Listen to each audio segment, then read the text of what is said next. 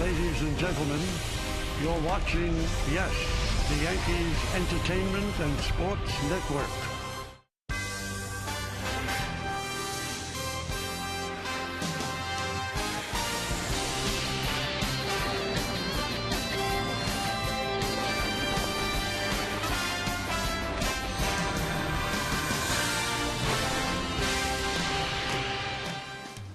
And a good afternoon, everybody, live from Steinbrenner Field. You can see the tarp is on the field. It's supposed to be Yankees against the Braves. The game has not been canceled. It has not been rained out. In fact, we're told that it will be played. It's just a matter of how long it will be delayed. But right now, we are in a rain delay.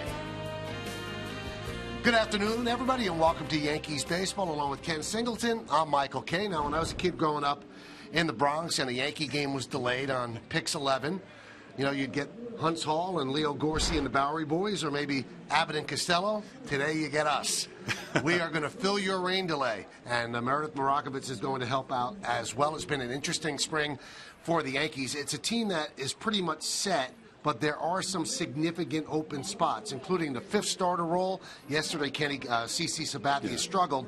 It looks like it's between CC and Ivan Nova, and although CC has struggled, the Yankees are not saying that he is behind Nova in any sense. Yeah, when we talked to Joe Girardi in the interview during the course of the game, it seemed as though he wasn't totally displeased with the way that CC had thrown the ball last night. He felt that there was a lot of ground balls, just a lot of them found some holes, and he feels that CC, you know, maybe he's going to pitch a little better. CC himself seemed to be more despondent after his start last night, and the fact is, he said everything he threw just kind of hung in the middle of the plate, and those are the numbers from the spring between CC Sabathia and Ivan Nova. You know, you have to look at this Yankee team. They have improved at second base, especially offensively. We'll see what Castro is as a defensive second baseman, but you know it's going to be an upgrade over what they've had at second since everybody's tried to replace Robbie Cano. I think the offense is going to be there, Kenny. The big question is, what will the rotation be like? Because the bullpen is outstanding as well, at least the back end of it. That's very true. We've seen Betances and Miller in the past, and of course they were two of the best relievers in the league last year. They've added Aroldis Chapman. Of course, he'll be suspended for the first 30 games of the season, but when he gets there, that should be a tremendous triumvirate at the end of the ball game for the Yankees. And you mentioned Castro at second base. He's probably having the best spring of any Yankee hitter. And what I've seen defensively from him at second, he's been pretty solid, but his bat has been amazing. He's hitting over 400. He's hit a couple of home runs. He's in the lineup today, so if the Yankees get this game in, we'll get a look at Starlin Castro at second base. Very few teams in baseball now are perfect. It's just not the way it is. It's not the 1998 Yankees. You could call that a perfect team. There are question marks on this Yankee team. Will Mark Teixeira stay healthy? Will Alex Rodriguez be able to bounce back from the final 6 weeks of the season when he said he was exhausted? Will Jacoby Ellsbury be able to stay on the field? And will Brett Gardner have an equal second half as he has in the first half? So those are questions that have to be answered. You know, when I look at this team as opposed to last year's team, when we came to spring training, Michael, I think you agree with me. We didn't know what to expect from the Yankees last year. They did make the playoffs. They finished 87 and 75. I feel better about this year's team. I feel it's a stronger team. I think at second base in particular, I think the bullpen's been improved. And you're right. Questions with Mark Teixeira at first base. Alex Rodriguez played 151 games last year. I don't think the Yankees envision Alex playing 151 games. I think they have to knock that down to 141, and maybe they would get that production at the end that he gave him throughout the early part of the season. You know, so many people ask me, well, how did Alex get exhausted in the final 6 weeks of the season? He's just a DH, but there's a mental grind to playing every day, even though it's just 4 at-bats. And he had told me that he started working out really hard last year in August, the year he was suspended. So he worked out hard in August, September, October, November, so he's probably exhausted from that. He completely handled it differently this time because he didn't have a full year off. He worked out the way he normally did, so he's hoping that he'll be able to keep it right through the 6-month season. Well, he's been swinging the bat pretty well here in spring training. Of course, spring training numbers don't count. Once the regular season starts, everybody resets to 0. And the fact is that I think Alex looks pretty good. Yep. I have a tendency, when I come into camp every year, I look at the players, just see who's been just about everybody looked in great shape. I mean, Michael Pineda, who's scheduled to pitch today, he looked fantastic coming into spring training. Of course, he has a goal this year. He wants to throw 200 innings, something he's never done before. But if he can keep him in the rotation throughout the whole year, that's a definite possibility. Well, the guy who helped put together this team, Yankee General Manager Brian Cashman, is downstairs right now live with Meredith Marakovitz outside the Yankee clubhouse. Thanks, Michael. Brian, obviously not a great day as far as weather is concerned. Do you think they're going to be able to get this one in this afternoon? Well, we're tentatively scheduled for 1:30 first pitch. We'll see if the weather cooperates on that, but we'll certainly fight to get it in. We'd like to. Still about 2.5 weeks of camp left. What are your impressions so far? Well, we certainly have decisions to make. Who's that fifth starter? Last night was a tough one for CC, so he's got one or two more to kind of show, and if Nova continues to fight, we'll have a decision to make there.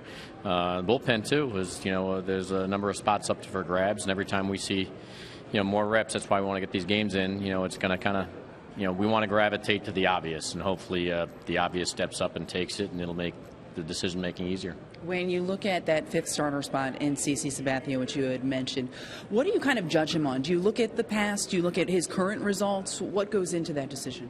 Well, obviously, Nova, last year came back from Tommy John, so we didn't really have a good shot at seeing what, he really can be again. So this spring's, going to be a good indicator in Nova's case, and then, in CC's case, he had a full season last year, and then obviously this spring, and so it's a pure competition, and whoever's going to be the best and wins it, that's they're going to declare it themselves, and we'll gravitate to that.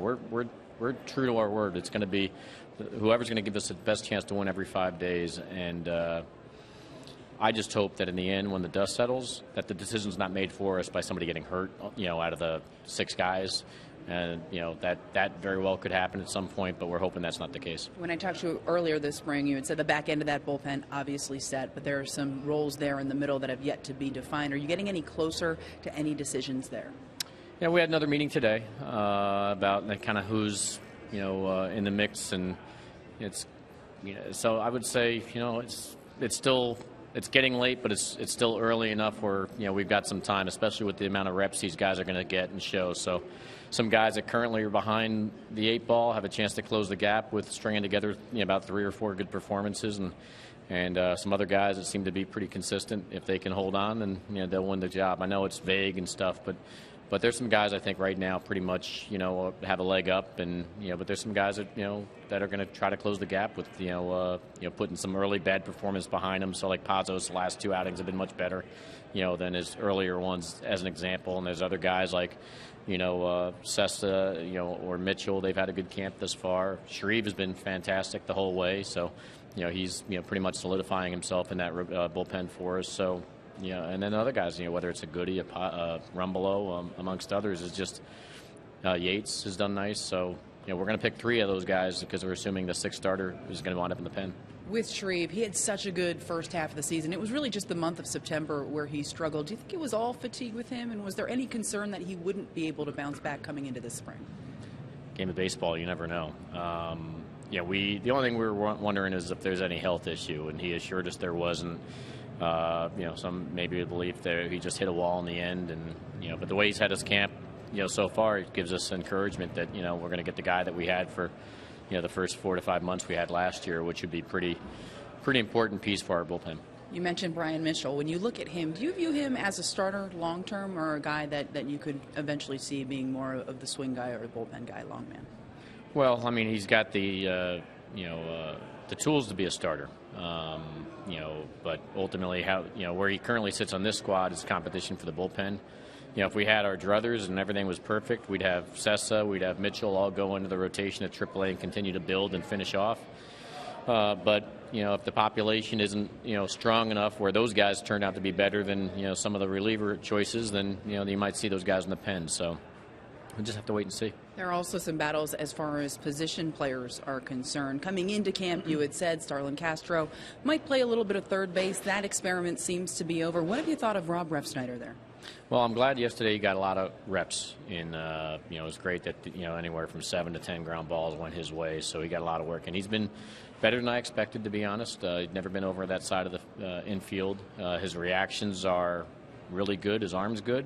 I think the lateral stuff, it's stuff he needs to still work on, especially balls to his left, and maybe a little bit to his right. But I've been surprised by how he's done. Now, he's not going to be, as good a defender as some of these other guys in competition, Cosma or Torres, but he's a better bat. So those are the type of decision-making we're going to have as we wrestle with it, whether, you want the offensive, guy with the defensive limitations or the defensive guy with the offensive limitations. It just depends on how the rest of the roster shakes out. Do you feel like you've seen enough of him defensively to make a decision on him and what he can do in the field? I've seen enough to be, encouraged that that's a position that even if, say he doesn't, cross the finish line, for instance, that we'll probably have to talk about getting a lot of opportunities down there at third because, I do see, the utility value that he can bring this club in the future, being able to play some second, play some third, play, obviously some outfield. So maybe he can be a dynamic utility role player down the line.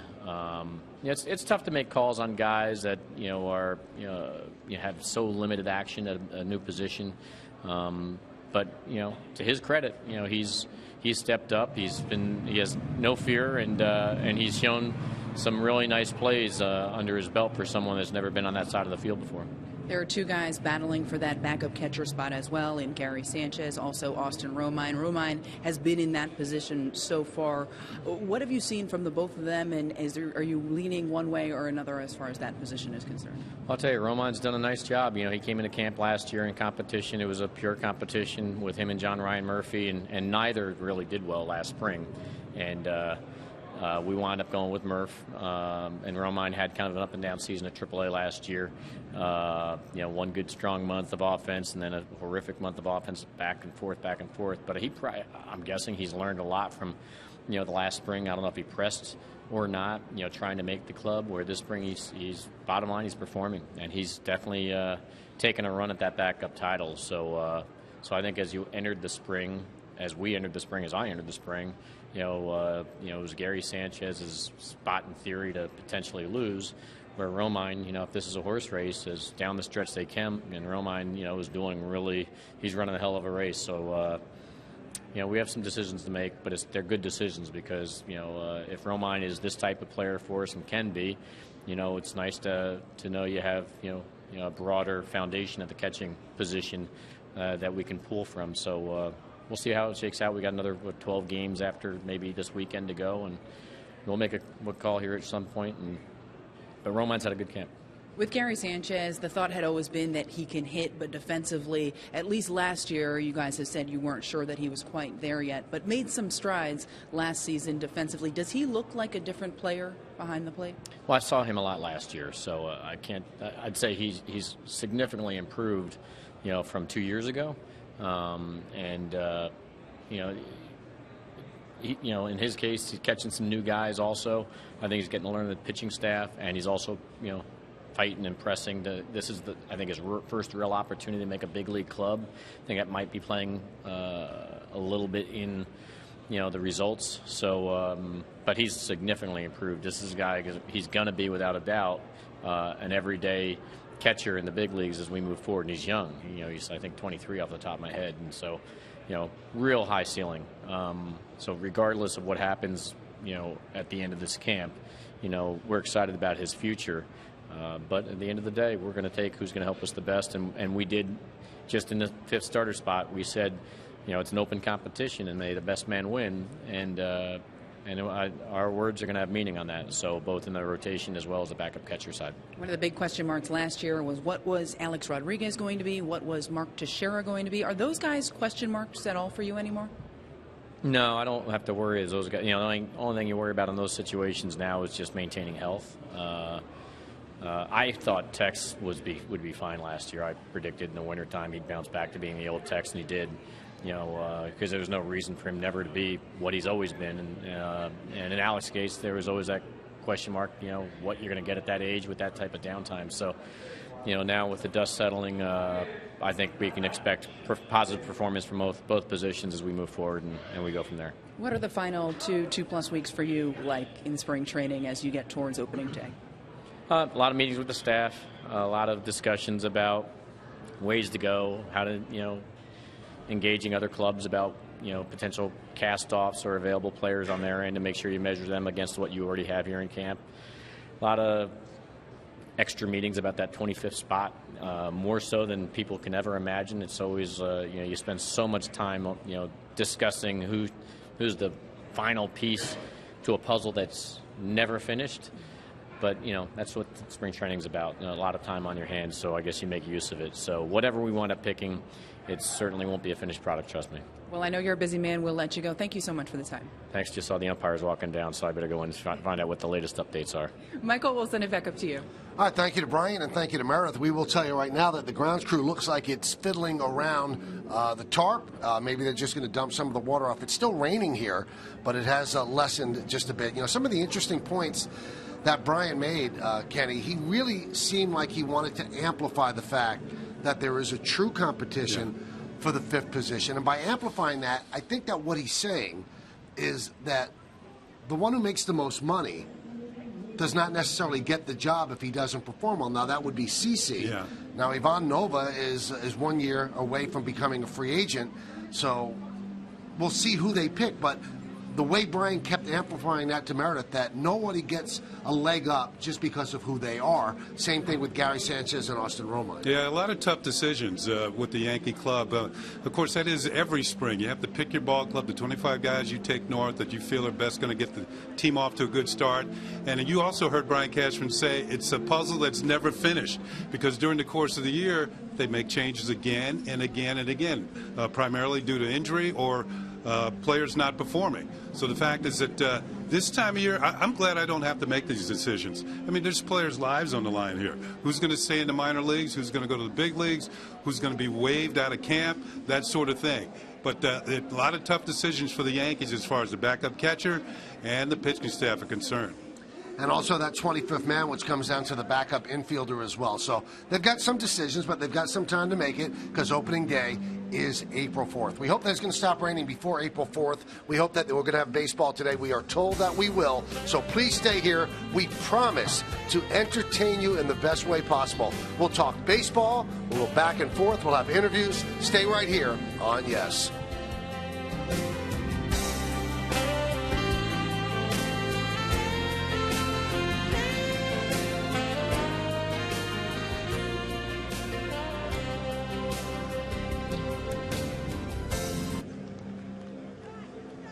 The New York Yankees in an exhibition game from George M. Steinbrenner Field in Tampa, Florida.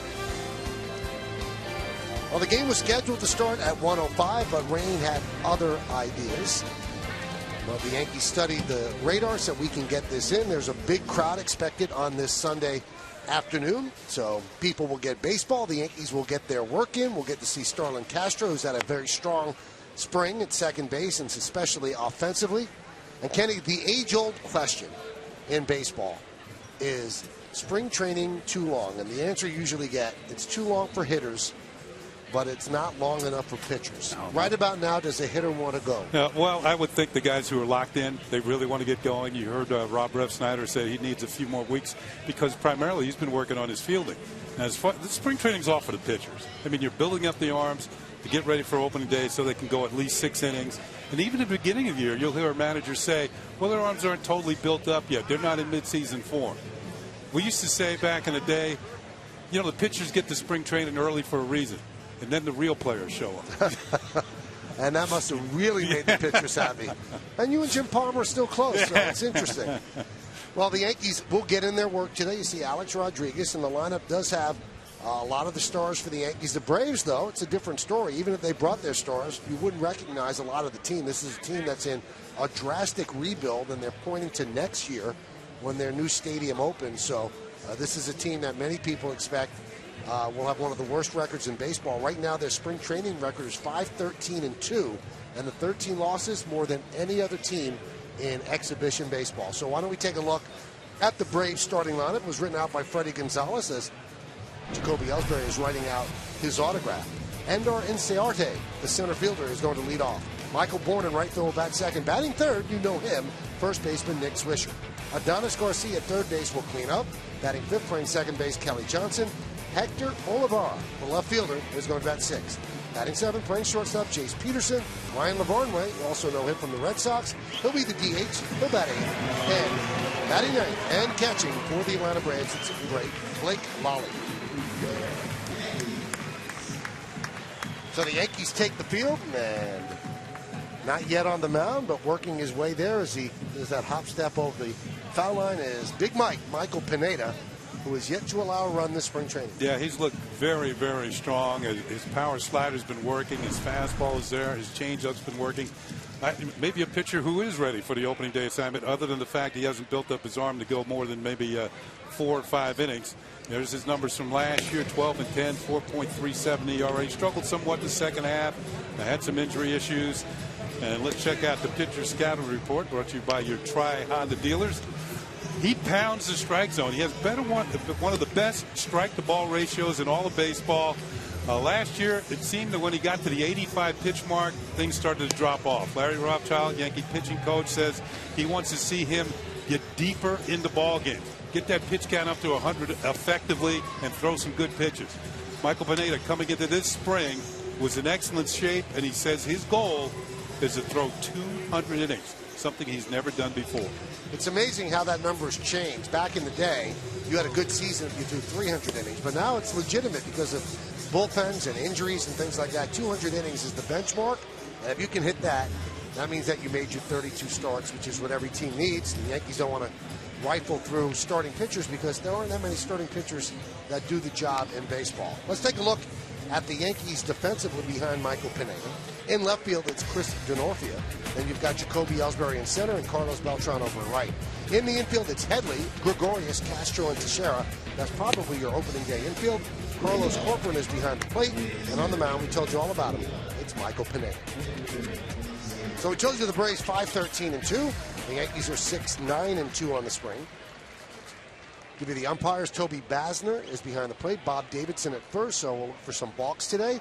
DJ Rayburn at second, and Manny Gonzalez is at third base.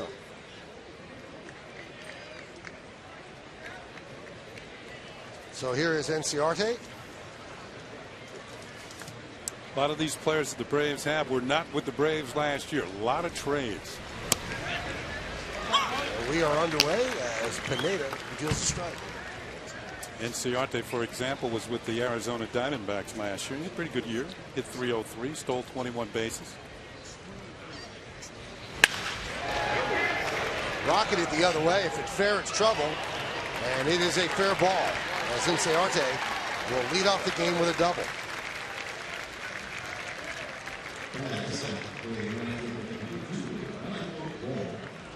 Sort of a slap hitter with a lot of speed, and I guess the delay didn't hurt him. We'll see how far this lands fair. About a foot or so, maybe a couple of feet. Bounds around in the corner.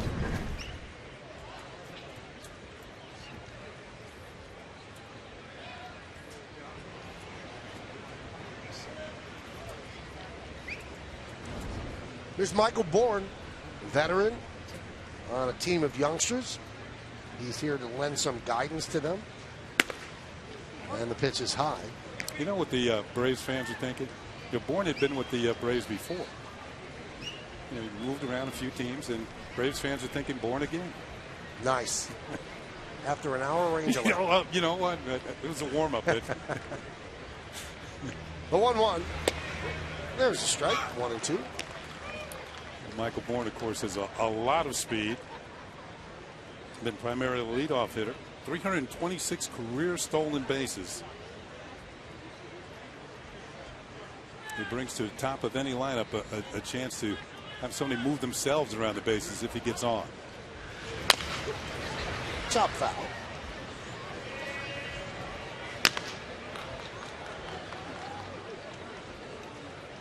The Braves will move into a new stadium next year out of Turner Field, the old Olympic Stadium in Atlanta.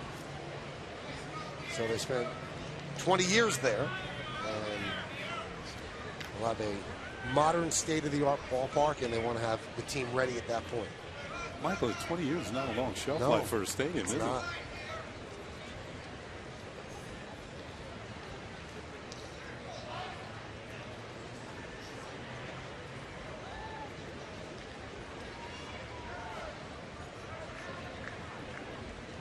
Enciarte leads off second. Bourne at the plate. Enciarte takes off, pitches high, front of third. Not in time, stolen base. Well, you mentioned Enciarte had stolen 21 bases last year for Arizona. It looked like he was measuring Big Mike. And here's the throw. Not a bad throw, but you can see the right foot got in there. Called by a third base umpire. It looks like It's not Manny Gonzalez, but he's the one who's supposed to be a third. Manny Gonzalez is at second. Yankees have the infield back. They'll give up a run. Pineda deals. Fly ball left field. Denorfia is there. Tagby is Inciarte. Here's the throw. Here's the play. He's out. Great throw by Denorfia to nail Inciarte for the second out.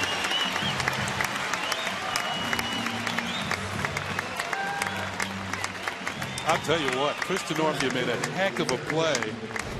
The ball was kind of sinking and tailing away, but he's got momentum coming into it. Now the throw, and Inciarte's pretty quick. I was kind of surprised with nobody out that Bo Porter, the third base coach, sent him. You know, usually you want to make sure when there's nobody out because you got another out to play with. Even if the runner holds, you know, a decent fly ball is going to score him from the next hitter. Big play by Denorfia in left field. Here's Nick Swisher.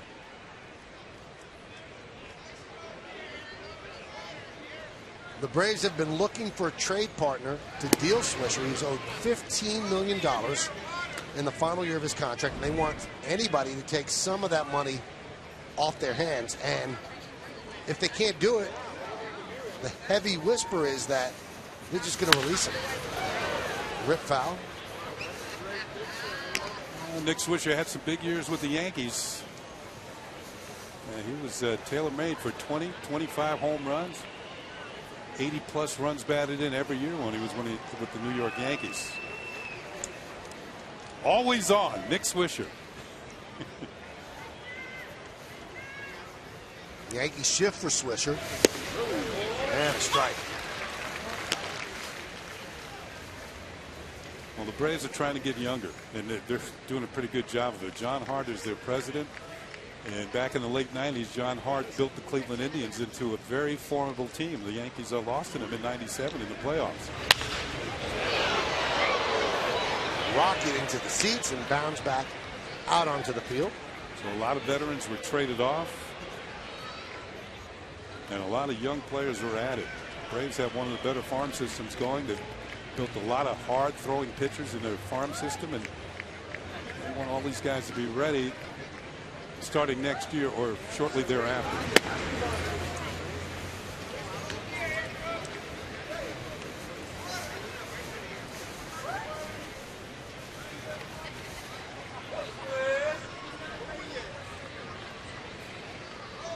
And the 2-2. Fly ball deep right center. Giving chase is Ellsbury on the run. And he makes the catch. Oh, what a play by Jacoby Ellsbury. Taking an extra base hit away from Swisher. Full body extension. Hits the ground and comes up with the baseball. Oh, the Yankees flashing some leather and grace. A great throw by Denorfia. And then go along with Ellsbury. Not too bad. Let's take a look at the Yankee offense now, as Joe Girardi made out this lineup before the game. Ellsbury will lead off, batting second. The shortstop, D.D. Gregorius. A-Rod, the DH, hits third. Cleaning up, first baseman Mark Teixeira. Carlos Beltran's in right field, he'll bat fifth. Batting sixth, playing third base, Chase Headley. Starlin Castro, the second baseman, will bat seventh. Batting eighth and catching, Carlos Corcoran. Chris Denorfia in left field will bat ninth. And for the Atlanta Braves, 25-year-old right-hander Julio Teheran is on the mound. That's what he did last year in Atlanta uniform, and might be their opening day pitcher. He's been around the Braves organization for a long time. Here's the pitcher scouting report brought to you by your Tri-Honda dealers. The Braves signed him when he was 16 years old from Cartagena, Colombia. He's an innings eater. Last 2 years, in each of the last 2 years, he's thrown over 200 innings. But he was much better at home. He was 8-2 in Atlanta with a 2.89 on the road. He was 3-6 with a 5.40. Here might be a guy who doesn't want to leave Turner Field. Here is Jacoby Ellsbury, makes a great play and leads off the bottom of the inning. Pitch is low. Here's another look at Nick Swisher giving it a ride. Looked like this is ticketed for extra bases, if not leaving the ballpark. It didn't leave the park, and Ellsbury was equal to the task. Nice diving catch in right center field. Here's another look. Reaching out, holding on, sliding through the mud.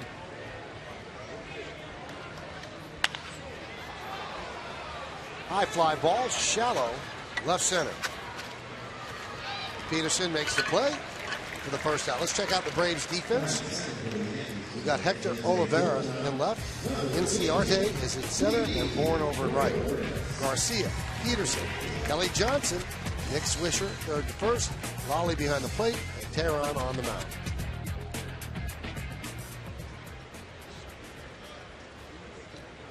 Here's Didi Gregorius.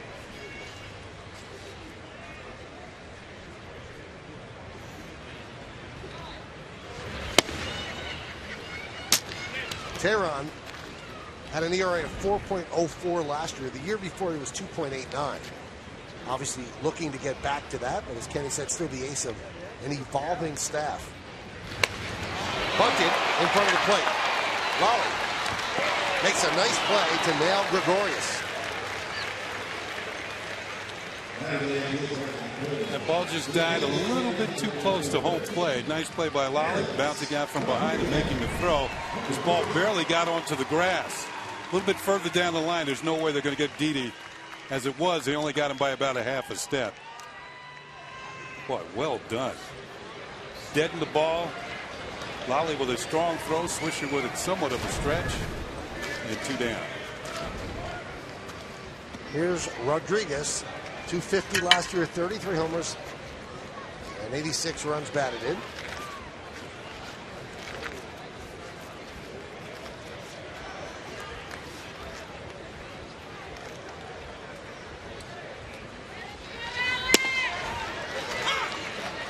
The Braves have 3 infielders on the left side, and the second baseman isn't even behind second. He's playing where the shortstop would be playing, so an extreme shift in the infield. They do not shift in the outfield. If anything, they shade to him right. Grounded to third, Garcia gets Alex, and a 1-2-3 inning for Tehran and the Braves as they retire the Yankees in order. We're going to go to the second at Steinbrenner Field. It's 0-0 here on Yes.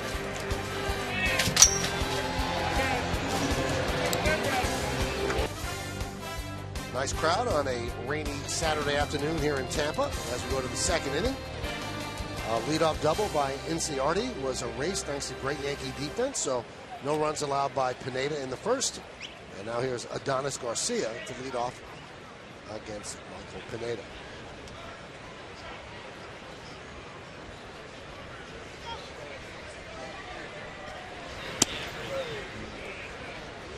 One and 0.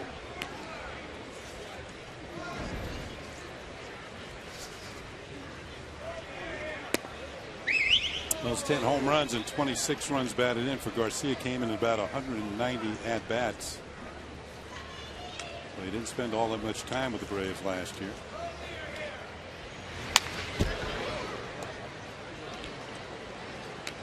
One thing in the early going here, Big Mike's keeping his pitches down here in the second inning to Garcia. Everything's been around the knees.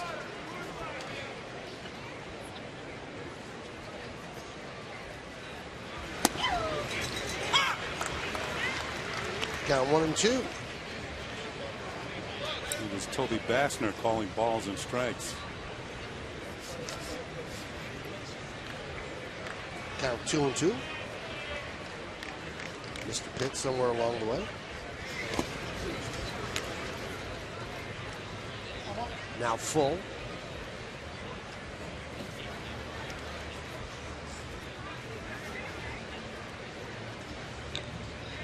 Pineda has a very different style on the mound, different than most dominating successful pitchers. Almost seems reluctant or bored on the mound. A lot of pacing, a lot of stretching, twitching, and certainly takes his time. Not a extraordinary fast work. The boy is effective when he's healthy.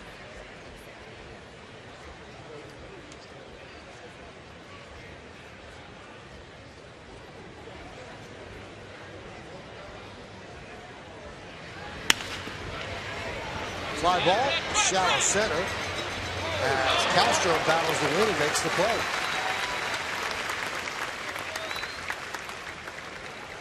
Well, he wasn't going to get much on style points on that one, but he does get the desired results.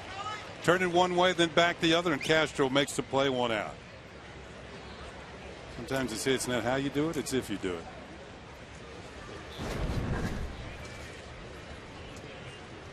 Here's Kelly Johnson. Finished the season last year on the Mets. Signed with the Braves as a free agent. And a strike to Johnson. Former Yankee for a while. Yeah. Now, hadn't Kelly played for every team in the American League East at one time or another, I believe? I think you're right. Yeah.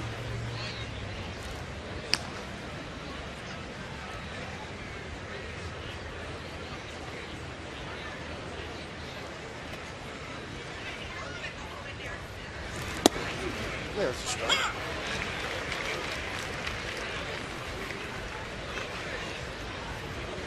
Play first, he can play second, a little bit of the outfield. Come off the bench. Swing and a miss. Johnson down on strikes. That looked like that good slider from Pineda. We'll take a look. Slider, maybe change. That's the slider. Dropped off the table. That'll bring up Hector Olivera. 17 hits this spring. .425 average. What a strange trip to Atlanta for Olivera. He signed after defecting from Cuba with the Dodgers, $62.5 million, 6-year deal. Then the Dodgers traded him to Braves a couple of months later.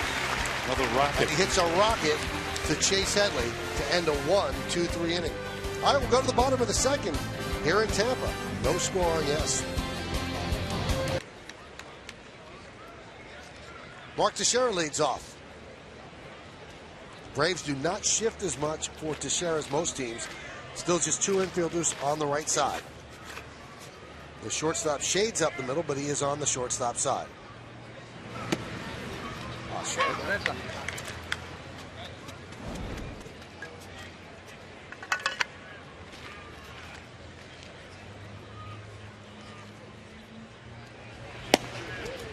When the Braves signed Teheran, they signed him because they were comfortable with the Braves organization, the representatives they sent to sign him. Although other teams offered more money, including the Yankees. But he accepted an $850,000 signing bonus from the Atlanta Braves, signed at 16 years old. What are you going to buy if you're 16 and you get $850 grand? Like? New car? Bike. Bike? New backpack for school? New video game, I guess? Yeah, I guess so. One hopper to Kelly Johnson on the outfield grass. And he will get to Teixeira for the first out of the second. I'll tell you what, the Braves must have known something. They always say that the Atlanta Braves, they know pitching. And to sign somebody when they're 16 years old and give them $850,000, that kind of tells you that they kind of knew what they were doing.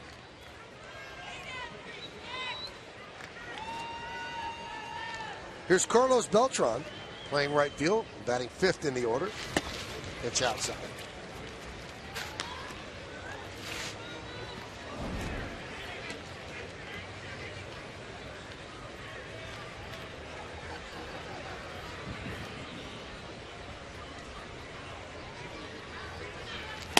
Swing and a miss.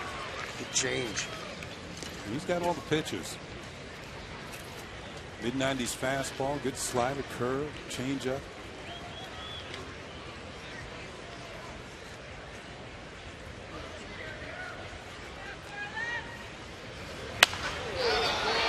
Fly ball, right field. Bourne identifies it, puts it away. And the second out.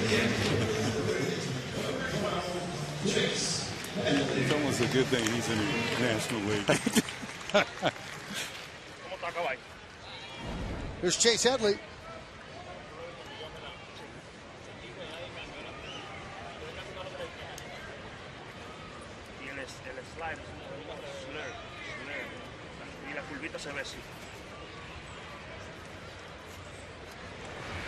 It's interesting. Teixeira came up. They didn't shift. Now Headley's up. And I think Teixeira's, maybe more of a pull hitter. They both pull the ball quite often. But now they shift over.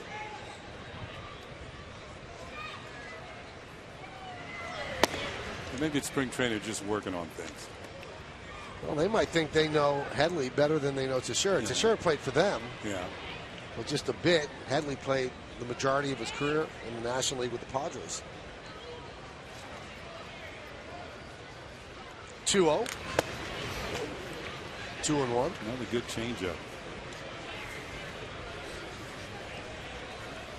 Halfway through spring training, pitchers should be starting to round into form. It's just a matter of building up pitch counts and arms, but the ability to throw all their pitches should be there now. The ability to do it. Another good changeup.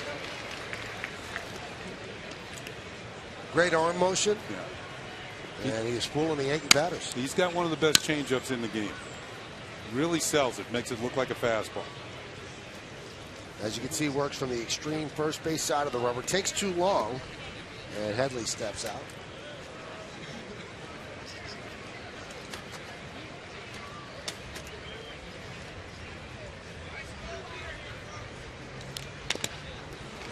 Three in a row.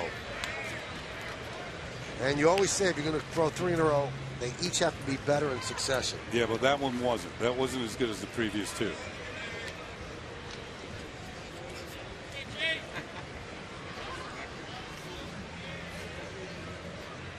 Looks like fastball in this time. Just missed. And he's looking to walk off the mound after all those changeups. A heater inside and just missed the corner. Good eye by Headley here.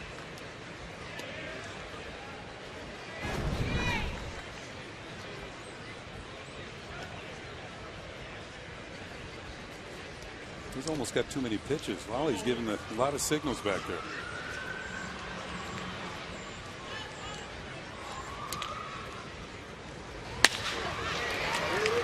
Ground ball to the right side. Peterson makes the play. The final out of a 1-2-3 inning. Coming up, as we go to the third, Meredith Marakovitz will have her report from right outside the Yankee clubhouse here at Steinbrenner Field. Stick around. 0-0 as we go to the top of the third inning. Yankees against the Braves on a Saturday afternoon here in Tampa. As the Braves come up against Michael Pineda, we'll take you downstairs where Meredith Marakovitz is right outside the Yankee clubhouse. And we were marking earlier, Meredith, about Michael Pineda's gyrations on the mound. You've noticed it as well. He always keeps it interesting out there, and if you ask Joe Girardi about it, he'll say that's just Michael being Michael. But I actually had the opportunity to talk to Michael Pineda about that when I was in the Dominican Republic, and I said, Michael, what are you doing out there on the mound? And he explained it to me this way, Michael. He has one day, he only gets to go out there every fifth day, and he thinks that that's his time to shine, his time to have fun. And although he's always incredibly focused on the mound, he likes to soak it all in, take his time. And he also mentioned that when he goes out there, he has the same game plan regardless of the team, and that's to attack hitters. He doesn't like to waste a lot of time on pitches. He likes to get out there, really establish his fastball early, and he said, I know if I have that slider working, I can have a very special day. So those two pitches have always worked for him. One thing he said coming into this spring that he wanted to continue working on was his changeup, and we've seen him do that a little bit so far this spring. Well, he just had a hard time finding first base. Regular season game, maybe you challenge that, I'm not quite sure. But Peterson does beat it out, and he takes off from first. Throw to second. Not in time. Stolen base for Peterson against Carlos Corcoran. That's one thing you could do, Kenny. You could run against Pineda because he's slow to the plate. Well, first of all, we saw Peterson's speed by beating that play out for a base hit, and now we see it on a stolen base the second. As I said, as we go through spring training here, you get more and more of regular season game conditions, and base runners start to try and steal bases and move themselves around. And Peterson, man, that's a close play too. I'm not so sure. I tell you, he has 2 stolen bases against him, but Corcoran's made 2 really good throws. Here's Ryan Lavarnway. Swing and a miss now. Meredith, during our rain delay, you had a lengthy interview. We'll take another look. Yeah, he's out. Yeah. Had a lengthy interview with the Yankee GM, Brian Cashman. What was your big takeaway from what he told you?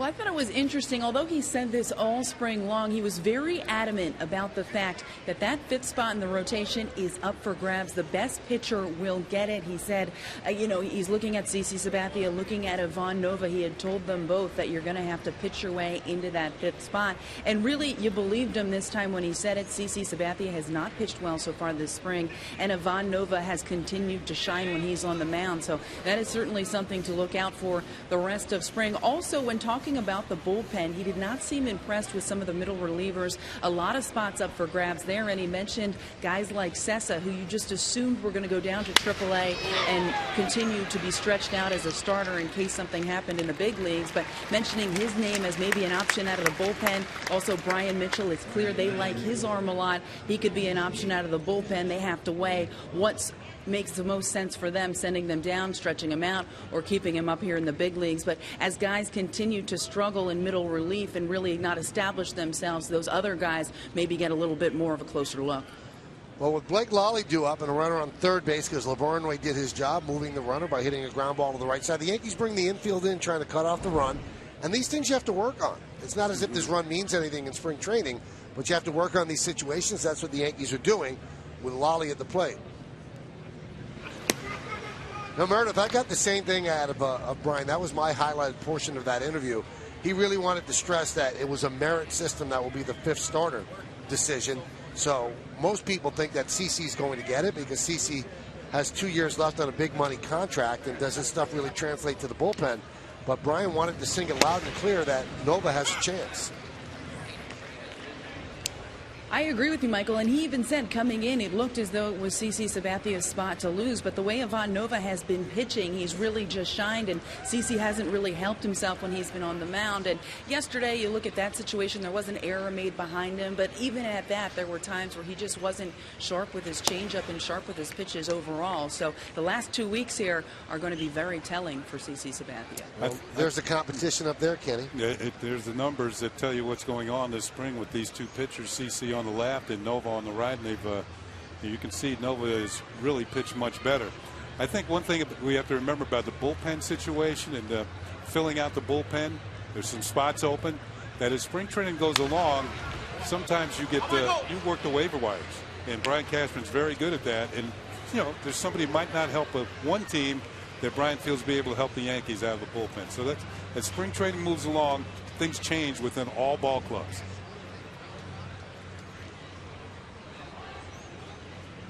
So the count 2-2 on Lally. Runner at third, one man out. Infield is in. Pineda in his third inning. And the righty deals. There's a base hit to left center field. Scoring easily is Peterson. It's an RBI single for Lally. And then it's a 1-0 Braves lead. Looked like a hanging breaking ball that Lally got. That was up in the zone. Now, Meredith, a couple of people have told me that they saw you playing top golf with Didi and Castro. So the middle infield of the Yankees. How did that go? How did that come about? Well, it went pretty well for them. For me, maybe not so great, but it was actually the first time that Starlin Castro ever picked up a golf club, and Didi Gregorius was there. He goes every now and again to Top Golf, and he actually brought his baseball batting gloves because he said, I don't want this club to slip out of my hand. So he was trying to teach Starlin Castro how to play golf, but it's all going to be a part of our spring training special that's going to air this upcoming Friday. Pride, Power, and Pinstripe, so you'll see them. Also, I caught up with James Caprillion. I actually picked him up and took him to work one day. I know you spoke with Alex Rodriguez, so there's a lot of good stuff in that special, so stay tuned on Friday. That will be airing, but it was a lot of fun. Both those guys very competitive, but you can tell there's a chemistry there. They get along on the field, off the field, and I've told you before, they have one goal in mind, and that is to be the best middle infield in Major League Baseball. Well, maybe not in golf, but how did they hit the ball? Didi was pretty good. Starlin took a little while to get going. We know he's athletic. After a couple of swings, he started to get the hang of it, and he said he's going to go back. He's going to work on his golf game a little bit. But he did mention that he was a little worried to walk into the clubhouse the next day because he knew that Didi was going to tell some people how he was swinging the club the night before. Well, how about you? You know what, Kenny? I was okay. Needs improvement. I would put me in the needs improvement category. I made contact. If every hole was located on the right side, I would be pretty good. But my ball just didn't go straight very often for whatever reason. There's a base hit to center field. Inciarte as Lally moves to second. Third hit of the inning allowed by Pineda. Now, we understand, Meredith, that you're thinking about driving back to New York?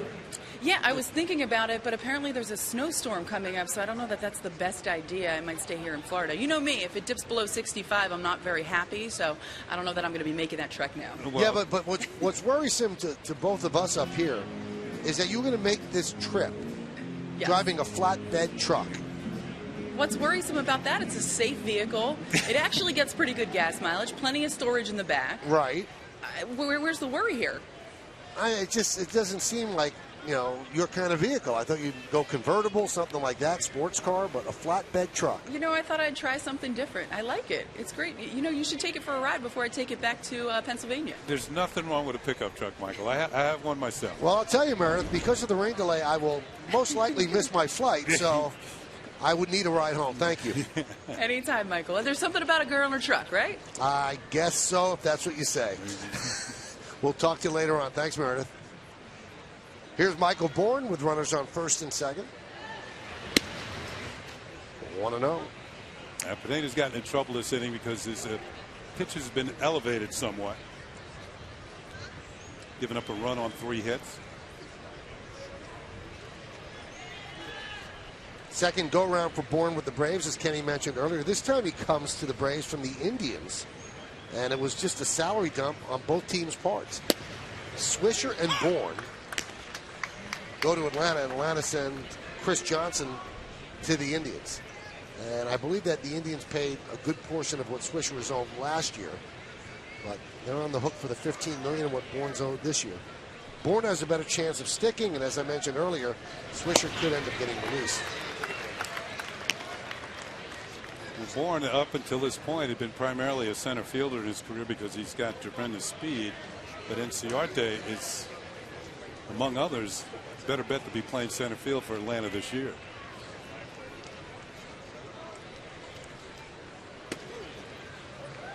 And you can tell that Pineda's working on his changeup. That one was not a good one.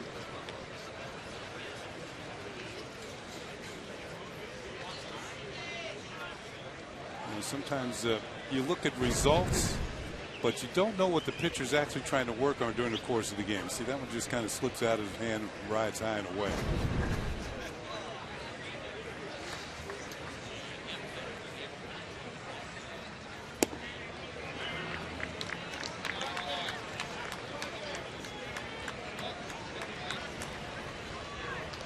There are games where, everybody's got their fastball, should be right from the beginning spotting it. But you got to work on your breaking stuff, your change-ups. You're going to need them during the course of the season. And some days in spring training, you just can't get the feel for them. It's a process leading up to the regular season. Runners go. Throw to third. Got him. They strike him out, throw him out, double play to end the inning. So Bourne strikes out, and Lally is thrown out at third. And the Braves get a run on 3 hits, 1 man left.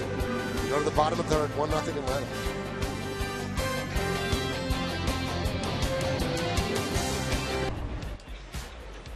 Audi scoreboard, it's 1-0 Atlanta. How's everybody doing? Much of the crowd waited through the hour rain delay at the start. And watching baseball now as Starlin Castro takes a strike. Castro 10 for 24 this spring. That's .417, 2 homers and 8 runs batted in 9 games.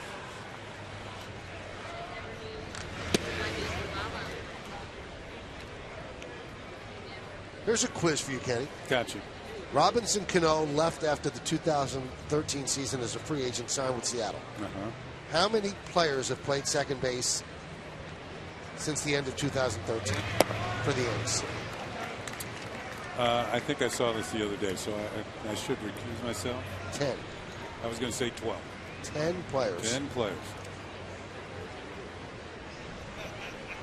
Castro was a shortstop with the Cubs, moved to second late in the season, actually adapted well.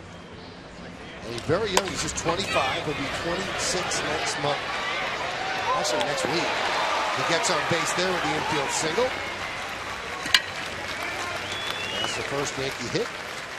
As Garcia could make the play on the slow roll of the third. Yeah, when you're hot, you're hot. And good hustle by Castro, because it did look as though he made a move towards second base, which means if he didn't get back to first quickly, he could have been thrown out. See, there's that move.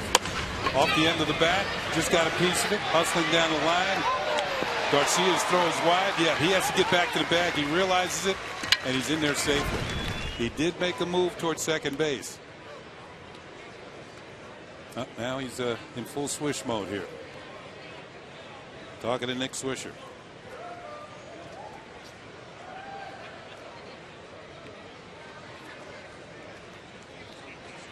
Here's Corcoran.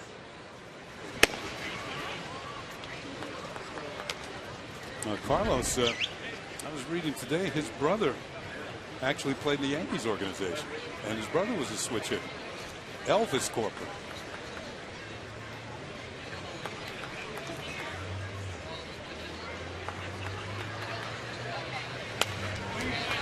Foul back to the screen.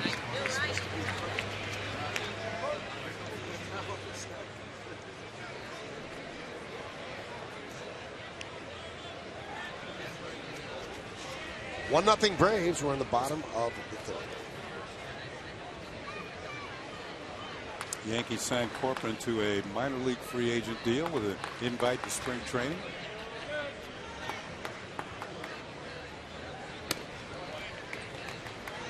He's had some time in the big leagues.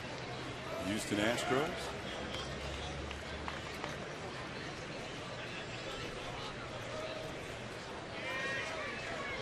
Yankees will see Houston opening day at Yankee Stadium, April 4th. Probably be Dallas Keuchel against Masahiro Tanaka.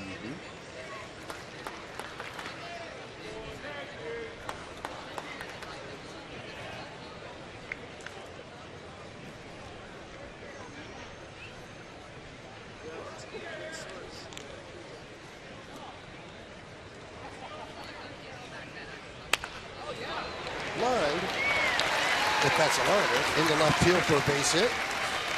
Off the end of the bat, just got to the outfield grass, so first and second for the Yankees. A soft liner.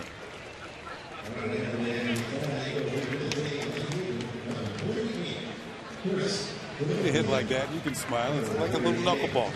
That's what he said, just float down towards left field.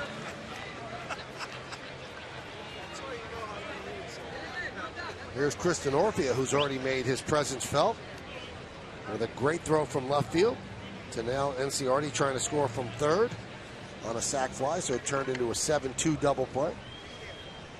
Reading a little bit about Denorfia today as the Braves look like they're expecting the bunt in the infield. Swisher's in on the grass. Garcia's in at third. 2 on, nobody out here. As I said, it's getting to be more and more like regular season baseball. The Yankees might be thinking bunny. Who knows? His first pitch should tell you.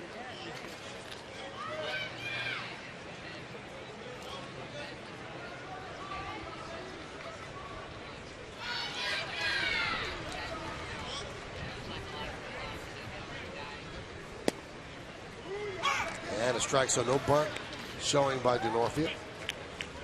And you can see Swisher drops back behind the runner, Corcoran now. Once Denorfia showed that he was not thinking about bunting. And Garcia moves back a couple of steps at third base. Broken back, ground ball is short. There's one on the first. And the scoop at first by Swisher. It's a double play. Moving to third is Castro. So a 6-4-3 double play.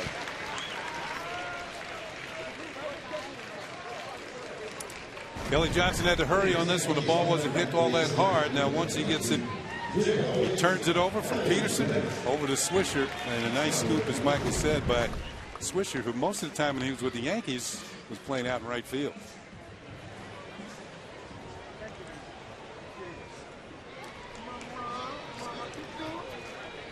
Here's Jacoby Ellsbury. Popped up to short in the first inning.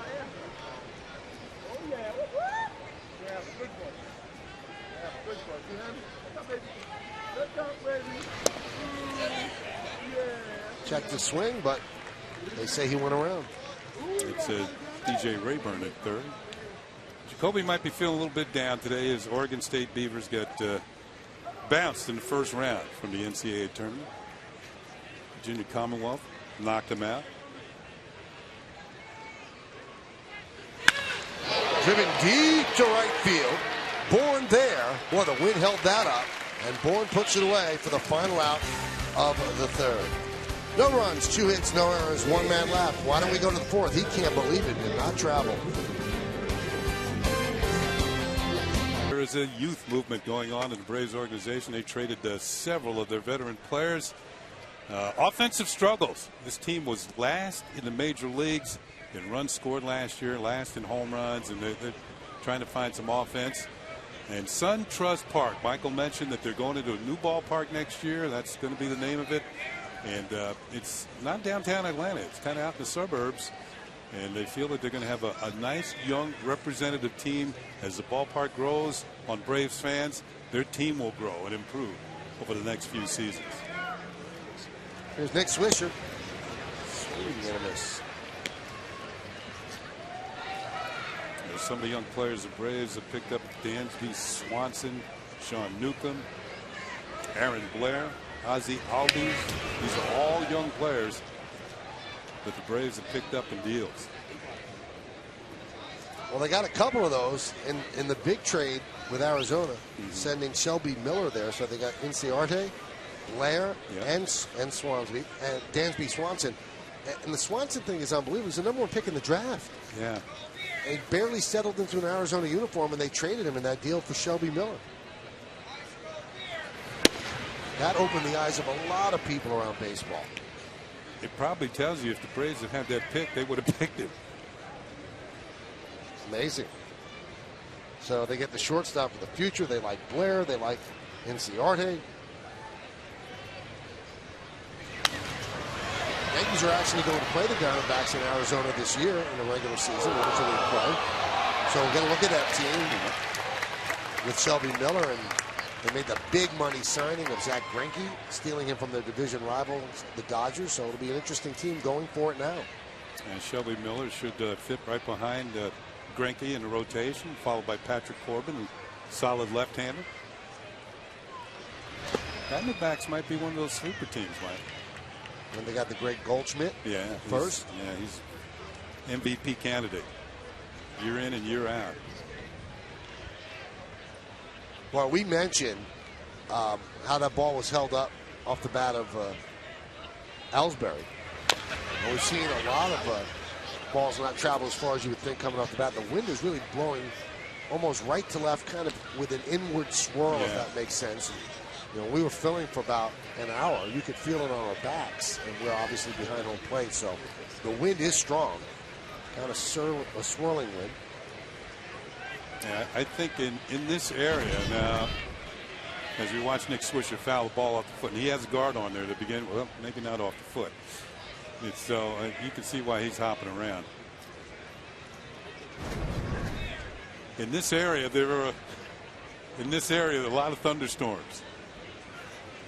And there's a reason why the hockey team's named the Tampa Bay Lightning. I think there's more lightning strikes in this area than any place else in the country. Strike three. 94-mile-an-hour fastball. Swisher down looking. So he's got a strikeout to go along with the pain.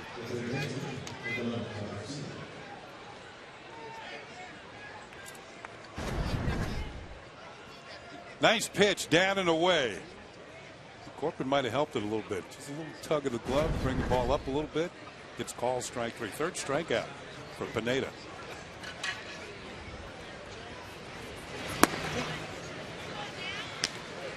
Outside to Adonis Garcia. We're in the top of the fourth inning. It's 1-0 Atlanta.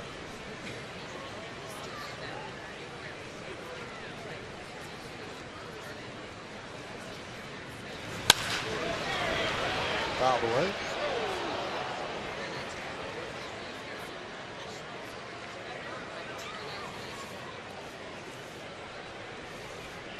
Looks like Pineda's in a much better rhythm this inning than he was last inning, where he gave up a run on 3 hits.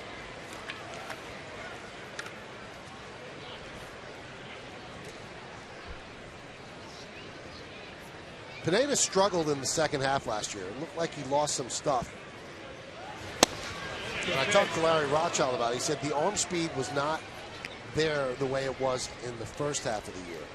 So I asked Larry, it almost looks like there was a drop-off after that 16 strikeout game against the Orioles. Popped up left side, long run for Didi, battling the wind, he puts it away. And he said that's not really the line of demarcation for him. So his first 13 starts 8-3, 3.54. Last 14, 4-7, 5.22. And opponents hit 24 points higher in the last 14. He said the line of demarcation was when we skipped him a start. He said, and you skip a guy a start just to keep him fresh. He said, but I think that worked adversely for Michael. He said, so we'll have to come up with a different method to give him a little bit of a blow. Some guys like to stay in rotation. Yeah, they've got that rhythm thing going. It's say pitchers are creatures of habit. Maybe instead of skipping him a start, maybe just one extra day's rest. Or maybe just keep a start short. And sometimes what happens during the course of the season, you get an extra day because there's weather problems. You know, right. Yeah. So it's just built into the schedule.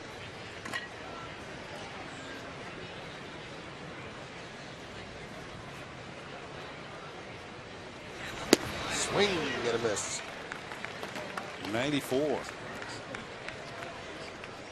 He's throwing so hard his shirt's coming out of his pants here in the front.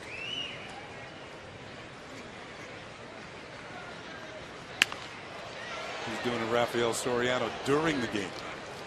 Did you read that? Soriano retired. I don't think he got any off. He officially retired. He said that's it. Boy, he was great for the Yankees the year that Mariano got hurt. Really did a good job. Speaking of Mariano, he was in camp today. Just walked in? Yeah, put on a uniform. He's out on the field with the guys. They're not going to tell him no, right? No, I think nobody else could wear 42 anyway, so it's always available. That's right.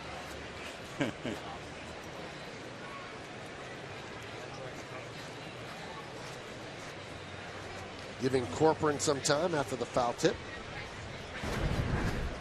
Yeah, the umpires and the catchers, men in the mask, they kind of stick together. I got him on the right foot. Strike three. Kelly Johnson got looking. A strong 1-2-3 inning from Michael Pineda. We're going to the bottom of the fourth. It's 1-0 Braves.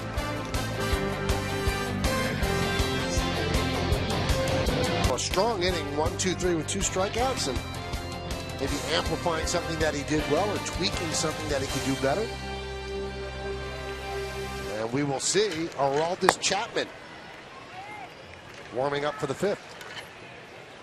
Another reason to stay tuned.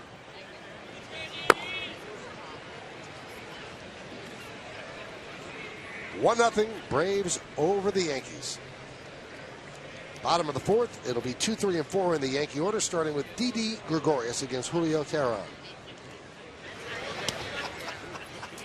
Didi laid down a pretty good bunt, but was thrown out by half a step. Good play by the catcher Blake Lally to get him.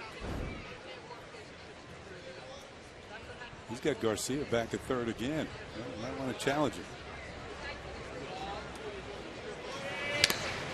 But Didi's been swinging a pretty good bat. Maybe just working on his bunting ability. And he's hitting about .333 this spring.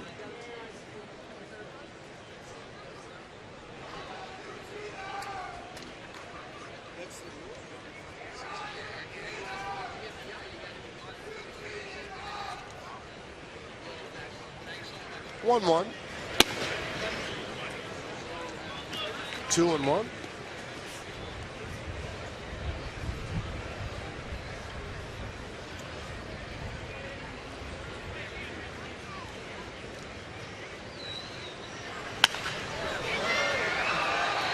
Fouled away into the seats. Boy, the flags with the years of the Yankee World Championships over the left field grandstand really starched out straight, whipping from right to left.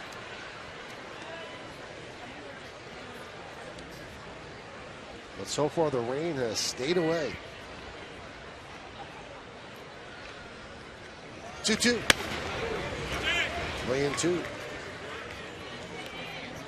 Well, the Yankees have enough championship flags that kind of ring the stadium. Not every team can do that.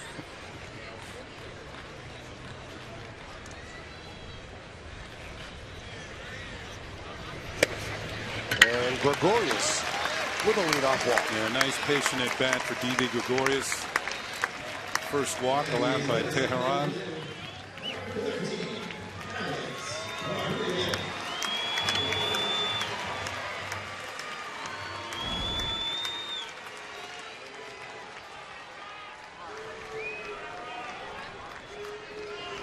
Here's Alex. Grounded to third his first time up. 3 infielders on the left side.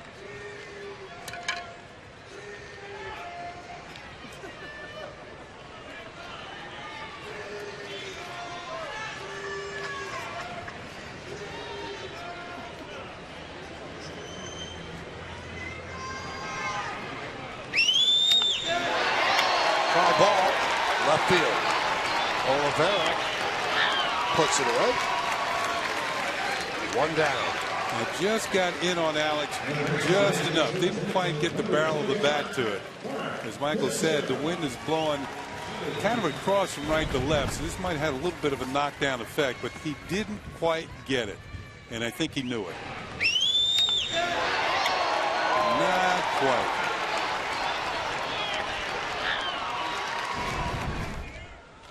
There's a sweet spot on the bat, and sometimes if you hit it perfectly, you don't hardly feel the contact as the ball jumps off the bat. Here's Teixeira this time holding a runner at first. They'd have 3 infielders on the right side. And there's a strike.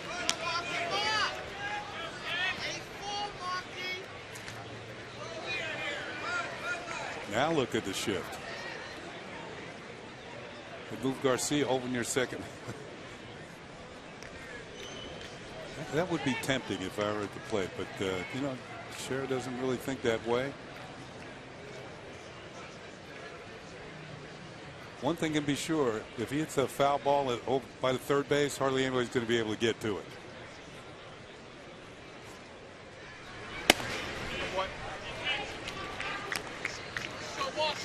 Yeah, there was some discussion because there's such a proliferation of shifts, maybe to outlaw the shift, where there have to always be 2 infielders on each side of the second base. But it's been shot down for the most part because people say baseball has to correct itself. You have to adjust. The hitters have to make them not shift anymore. We can't outlaw it. But it has curtailed the offense because there's such great analytics that tell you exactly where a guy is going to hit the ball most of the time. Why not shift?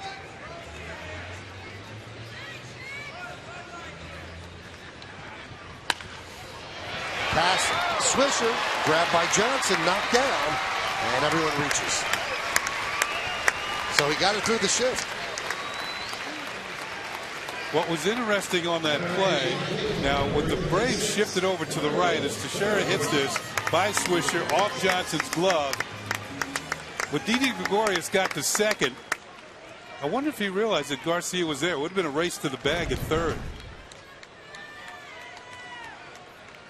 Instead, Teixeira kind of threw the shift at 2 on and 1 out here. Watch Didi. See Garcia there covering Garcia to say, yeah, Garcia broke for third. He knew nobody was there.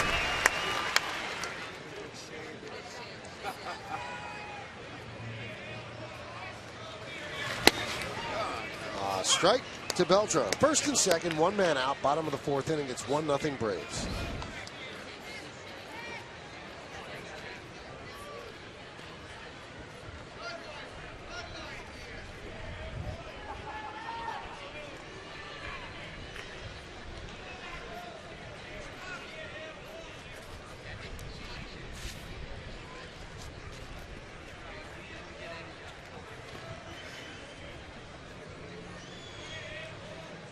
Gregorius at second, Teixeira's at first.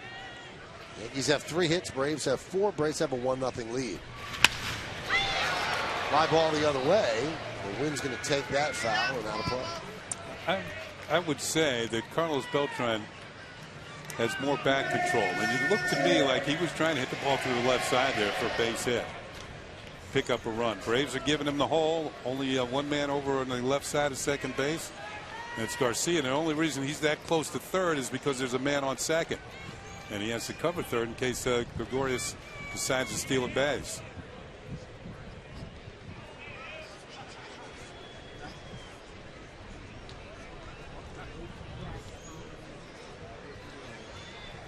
Didn't seem that long ago that Beltran broke in with the Kansas City Royals. Or maybe it was a while ago, 1999, Rookie of the Year.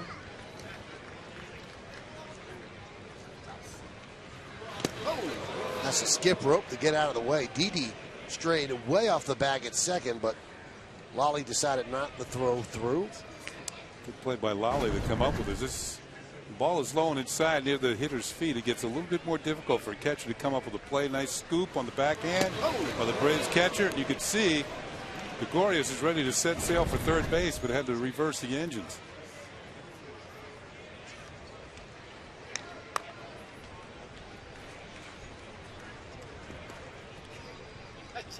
One, two.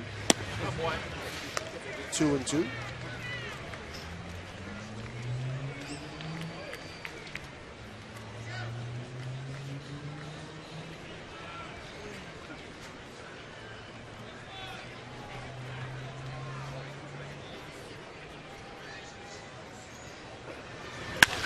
Line drive, a base hit to right center. Cutting the ball off is Bourne. Scoring easily is Gregorius. Teixeira chugs the third. It's an RBI single for Beltran. And the Yankees have tied the game at 1. Kenny mentioned Beltran started his career with the Royals. And we talked to him about what has turned out to be a really good career. It's a dream come true, you know, coming from Puerto Rico for a small town and where I grew up and, you know, going through this things that we went through as a family, and now seeing myself at this level playing baseball and, you know, doing it for this amount of years and just being able to contribute for different teams, it's a dream come true. Carlos, in the final year of his contract with the Yankees, he and his wife do unbelievable charitable work back in Puerto Rico as well. A really highly regarded citizen in Major League Baseball. They're a well-respected player throughout the game. And I mentioned the fact that he broke in Rookie of the Year. How about this for a rookie season? 22 home runs, 108 runs batted in, 112 runs, and 27 stolen bases. Your first year in the major leagues. Not too bad. Not too bad. And his idol growing up, Bernie Williams. Swing and a miss. And one thing that's kind of been removed from his game that was a major part of Beltran's game was the ability to steal bases. Now, he doesn't steal as like he used to, but he had years where he went 31-1, 41-4. 41 steals, caught 4 times, 31 and caught once. Headley with a fly ball to left field. Backing up Oliveira. It's over his head, and it rolls to the wall. Scoring easily is Teixeira. Beltran will go to third at second with, I guess it's a double. Headley picks up a ribby, and the Yankees have a 2-1 lead. There's the win we were talking about. The ball took off on Oliveira. Yeah, Oliveira, you know, fielding is not his long suit. It's mainly with the bat. It looked like he did touch it, but the ball's over his head for an extra base hit. The Yankees take the lead. Headley going the other way against the traffic to pick up a double and a run batted in. The Yankees getting the Teheran here in the 4th inning.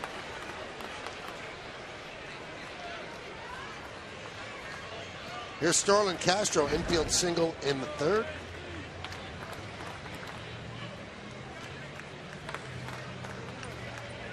Castro with 991 hits at the age of 25. 3-time All-Star. He's got a little bit of a conundrum coming up this season, Kenny.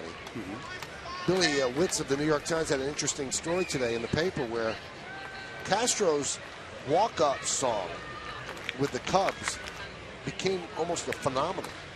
It's Aldo en la Versace. And he's singing right now as he lines a single to center field. What does that mean? Base hit to center? Scoring easily is Beltran. Headley moves to third. It's an RBI single for Castro, and it's a 3-1 Yankee lead. Well, he continues his good hitting. They can play anything you want. Well, whenever he would come to the plate, Kenny, that song would play. It's from the Dominican pop singer Omega. And everybody in Wrigley Field would go nuts, and all the pitchers in the bullpen would jump up and down. It was such a catchy tune. And Castro says, I don't want to have the same song with the Yankees, so I'm looking for a new song that has that effect. Why not go with the same thing? He said that gets left in Chicago. All right. Like deep dish pizza, huh? Right. Now you want, what's it? You got to write that down for me. It's Ando en la Versace by Omega. iTunes now getting flooded with requests. So they have a little bit of a conference on the mound. I can't read your writing. Writing is unbelievable. Like a typewriter, which half the people watching have no idea what it is. What's that last word? Versace? Versace. Okay.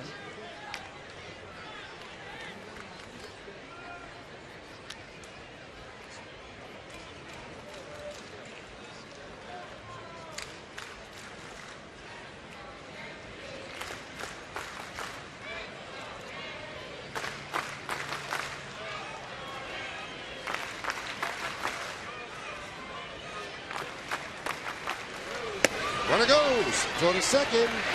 Not in time. Stolen base for Castro. Flashing a lot of skill so far this spring. Yeah, a couple more hits today. A stolen base to go with it. Effectively takes away the ground ball double play. See how the Braves, they're going to keep the infield back with just one out. There he goes. Stole 5 bases last year for the Cubbies. Base runners starting to feel it now. Starting to try for those stolen bases. 3-1 Yanks. 3 runs on 6 hits, and the Braves 1 run on 4 hits. Hadley's at third. Castro is at second. Just one man out. And as Kenny mentioned, the infield is back.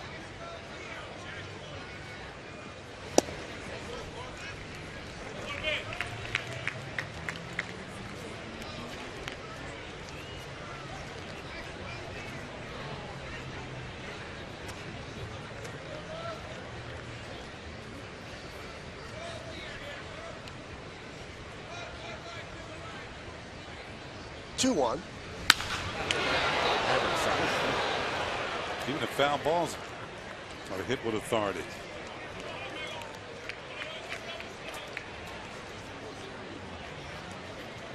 You mentioned that Corcoran's brother played in the Yankees organization. He was a switch hitter too. Both switch hitters. Well, if one brother's going to do it. Yeah,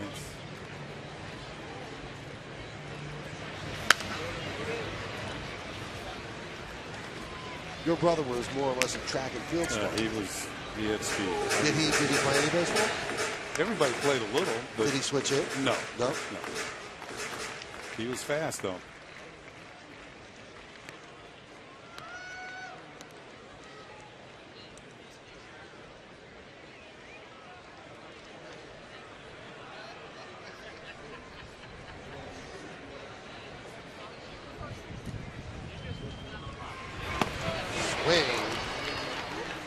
And a miss.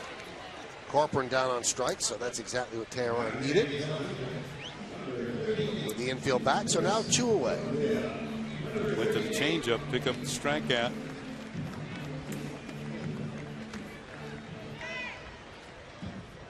And here's Chris Denorfia.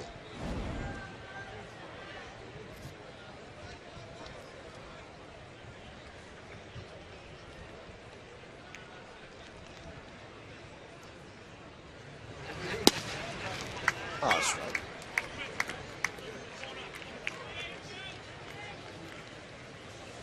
Now, Denorfia might not make the team, but if he has a good enough spring, he'll go down to AAA, be insurance for the Yankees. He's already shown something defensively. Couldn't get to that slider from Tehran.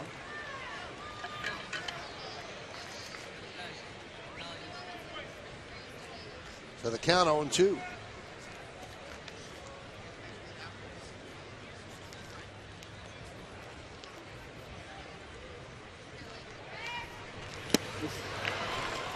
Dornorfia swings and misses, and Teheran works out of further trouble.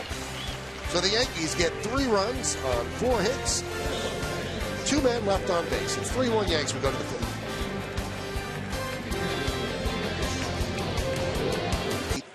3-1 here at Steinbrenner Field. A game that was delayed over an hour at the start because of rain, but looks like we're getting it in front of a big house at Steinbrenner Field. We're putting our closer in case it rains from here on out. And there's Joe Girardi, who joins us in the top of the 5th inning. And there's a method to Joe's madness as that ball is rocketed to left field, and nice catch. It is dropped by Dornorfia. He had it in his glove and could not hold on. So Oliveira with a leadoff double. Like he had it, but the ground caused the fumble there. I thought the ground couldn't cause a fumble. That's the other sport, Joe. Oh. Nah, he was actually juggling it as he was headed to the ground. Anyway, I was saying there's a method to Joe's madness. Yesterday, it was Dellin Betances. So it's a quick inning when he has to talk to us. And now he has this guy who throws 103 miles an hour in there. How about I stay on for a whole inning today? Does that work? If he mows him down, yeah. Jace Peterson is at the plate against Chapman. And it's foul back. Hey, Joe, what'd you think of Pineda? I thought he was pretty good. You know, the first inning, he got some help from his defense, but, you know, he did what he had to do today. And, you know, I'm good with it. You know, he's building up to consistency of his off speed is not quite there, but I thought he did a good job. He kind of closed with a rush last inning. Yes, he did. And that's always good to see. You want to see guys finish strong. Oh, gosh. You said that like you were a left-handed hitter, Joe. Yeah. Well, I am on the left side right here.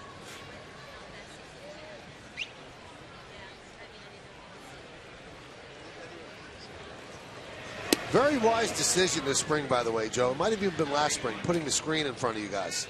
Well, I've never been comfortable, so I always move if there's a right-handed hitter up. So this way I can sit and talk to Tomper. We can discuss a lot more, and I think it's a good idea. How has Chapman looked so far? You know, he struggled his first outing. I think his other 2 outings have been pretty good. You know, it's got to be interesting for him because he's got so long to build up to where he needs to be in that first week in May. So we're just kind of pacing him. Are you and Larry handling him as if there is no suspension? No. So much slower. Yeah. So, I mean, he's throwing every 3rd or 4th day is what we're doing. Because we don't want him to lose where he's at, but we also don't want to wear him down. And there's really no template for this, so did you talk it over with him, or you and Larry just said this is probably the best way? No, we talked it over with him. You know, we told him what we wanted to do, and he wouldn't pitch as often. You won't see him pitch back-to-back in spring training, I wouldn't think. And, you know, and that's why we're spacing it out. Here's a 3-2. His butt went one way, the bat went another, and the foul ball back to the screen. But he did a good job of hanging in there and fouling off a pitch, so give him some credit. Castro with 2 hits today, Joe. He certainly has not been burdened by switching over to the Yankees. I guess, you know, playing one big city, moving to another, this doesn't really faze him. No, and I think it really helped that he got his feet wet there last year. That one is looped into right center field. It's a base hit. Oliveira will score easily. Peterson makes a big turn. He's going to second, and the throw is cut off, so it's a double, a hustle double for Jace Peterson to make it 3-2 Yanks.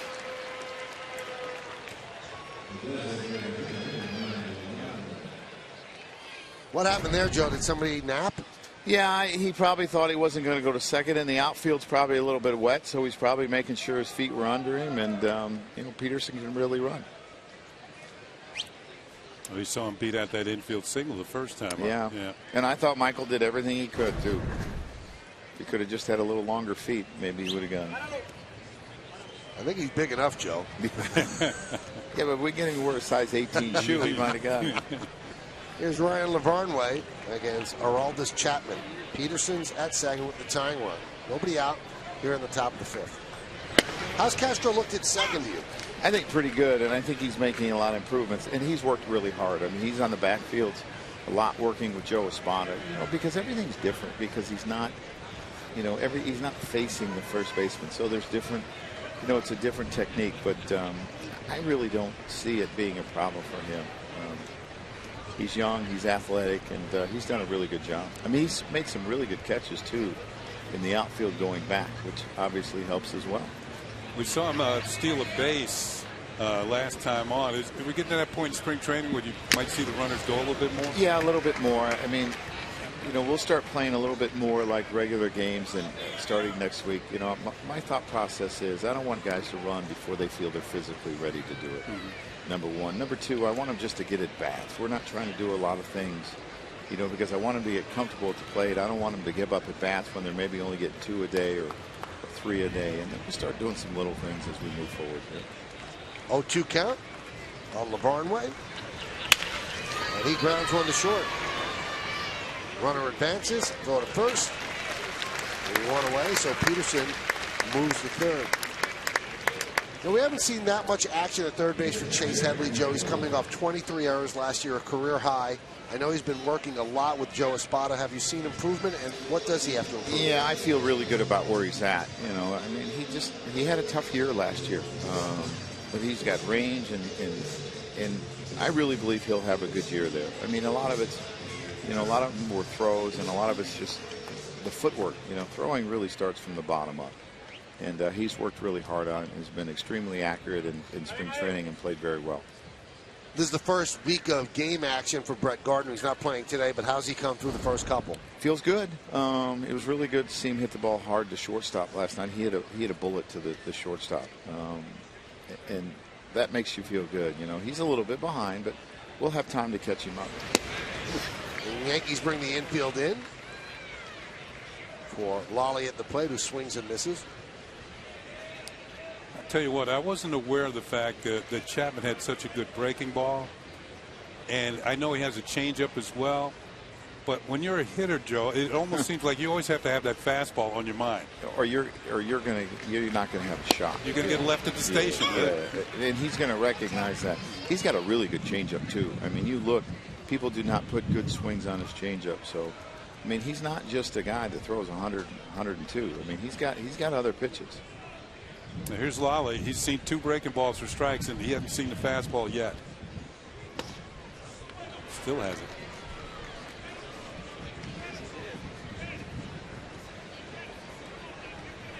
I'm hoping if he throws a fastball, he's kind of lollygagging a little bit and he misses it. See what you did there, Joe? Yeah, you like that? Yes. Mid-season form. 1-2. There it is. You know, when you face a guy like this and you miss a pitch to hit, it's got to be a really tough at bat because you're not going to get many. Brandon Snyder is going to pinch hit for Enciarte right now. Enciarte's probably pretty happy about that. Well, he's got his 2 hits today. Yeah. He's a good-looking player. Yeah, he is. You can see why they made a trade for him. Yeah. And they gave up a good pitcher, and he's a good outfielder. Joe, we were briefed the other day on the speed-up rules in baseball, and one of them I'm curious about is that the pitching coach. Yeah, good luck on this one. I mean, Larry takes his time getting out there. How's he going to complete that mound visit in 30 seconds? Well, there are not 22-year-old kids running to the mound to make decisions. So I think they're going to be a little liberal on that. You want me to come back in the bottom? Yeah, let's finish this off. I will. Finish it off. All right. So the Braves score a run on 2 hits, 1 man left. We're halfway through. Yankees 3 and the Braves 2. You know, we were talking about the new rules where you have to complete your conference on the mound in 30 seconds. And that clock starts when the pitching coach's foot hits the top step. So we're looking in the backfield, Joe, at the Krause's Hill, where the guys have been using that to get in shape. Are you working Larry on that? Well, we've been practicing running him downhill to increase his speed. Yeah. Now, here's my question.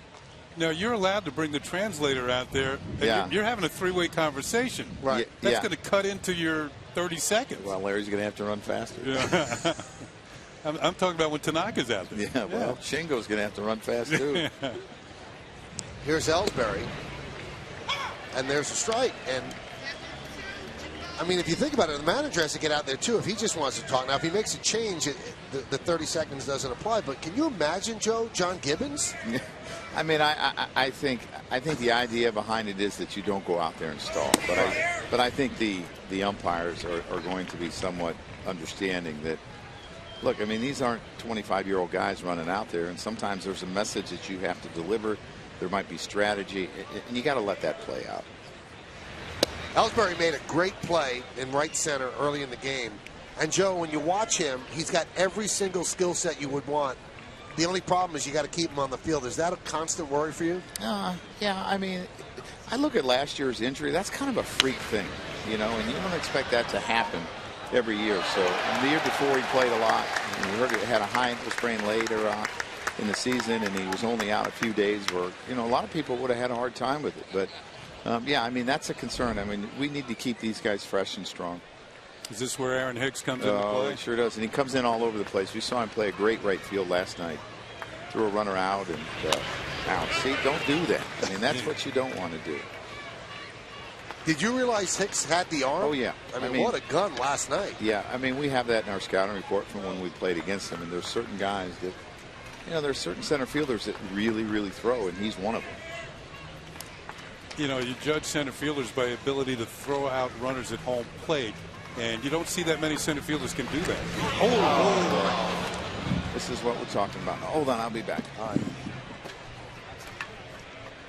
Gene Monahan quickly out. And they're going to take him out of the game right away. Boy, a constant worry with this guy who's such a good player. And I mean, how's that his fault, right? How's that his body's fault? Yeah, he did have the guard on the elbow, but that didn't sound like it hit the guard. Joe, where did that hit him? You know, I think it hit him in the hand, and that's worrisome. So, I mean, he'll go get checked out by the doctor, I'm sure, here, and we'll have a plan of attack, I'm sure, pretty soon here. We just saw the hand. Replay. Yeah, it looked like the hand. Yeah. Now you just take him out because it's spring training. You want to make sure. Or did he say it's bad? No. I just took him out. I said, "You're going in. Just go in." Okay. You know, because he was done. You know, so I figured let's just make sure we're okay here. Mark Payton runs. Didi hits one to left field, fairly deep. Oliveira backpedals and makes the play. For the I just understand you saw it in slow motion. That doesn't help me. Yeah, here it is right now, and it looked like it got him right on the back of the maybe the right hand. Right hand. Yeah. You hope it's down more in the meaty part, but there really isn't a lot there, and that's a real concern. Well, that's going to do it for Tehran. Joe, I know you want to go check on him. We thank you for joining us for the extra inning. The Braves will make a pitching change. Yeah, thanks, guys. You got it. Joe. So the Yankees with a runner on first base and one out, and that's what you worry about in spring training. So Yankee fans and the Yankees have to cross their fingers very tightly concerning Jacoby Ellsbury and hope that he is okay. So we'll be back as the Braves make a pitching change. Tehran is out of the game.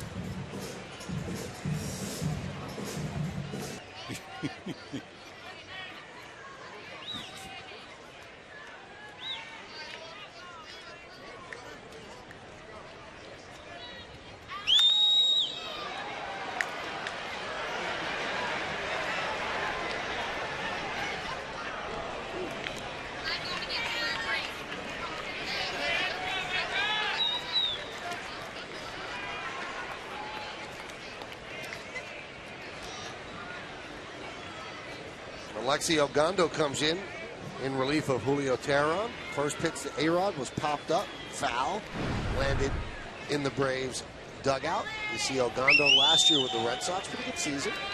He's been with Texas. Texas he used to work out of the bullpen and start a few games.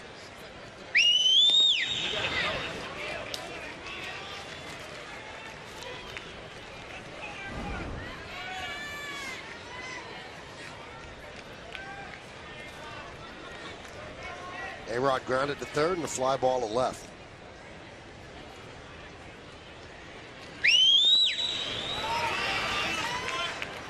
Look at Oliveira in left field. He is deep, just a few steps in front of the warning track.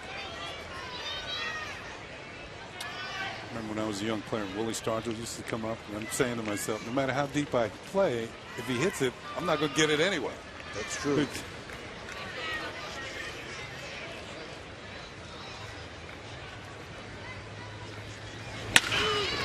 Grounded left side, past a diving Peterson into left field. Mark Payton, the pinch runner, will move to third. It's a single for A-Rod. Runners on first and third, and one man out. Even with the shift, A-Rod got it through. Going to have a pinch runner for Alex, and he leaves with a 1-for-3 afternoon.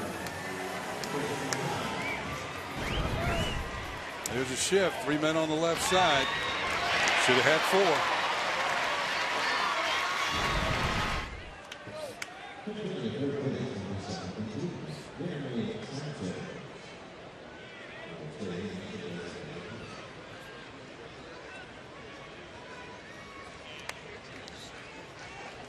Gary Sanchez pinch runs for A-Rod.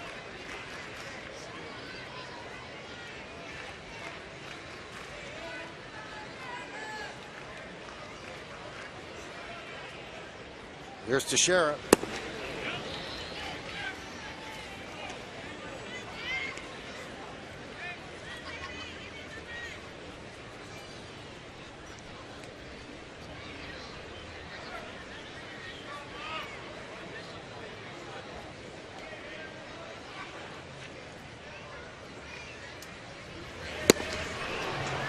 Fastball by him.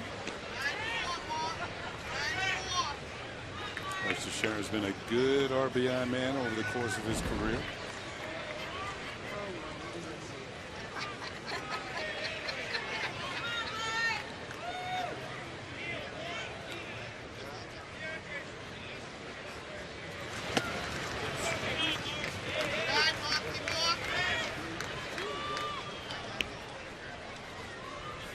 First and third, one out. Bottom of the fifth. Yankees 3 and the Braves 2.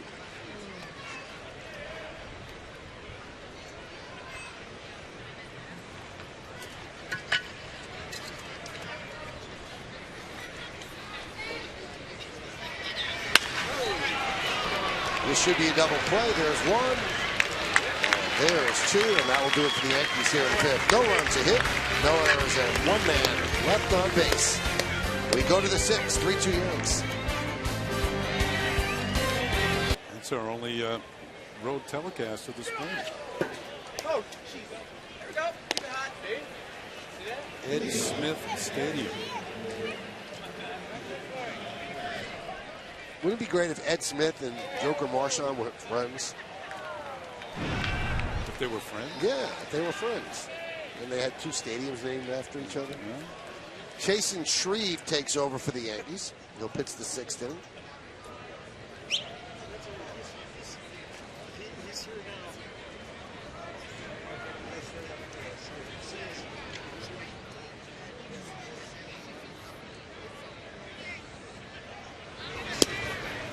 Shreve deals outside. Keith Curcio is the hitter.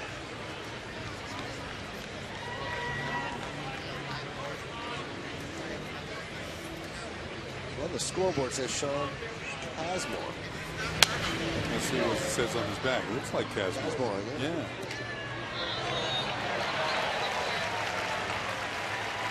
The Braves have more than one. 92. Yeah. Sean Kazmar. Welcome to the Kazmar.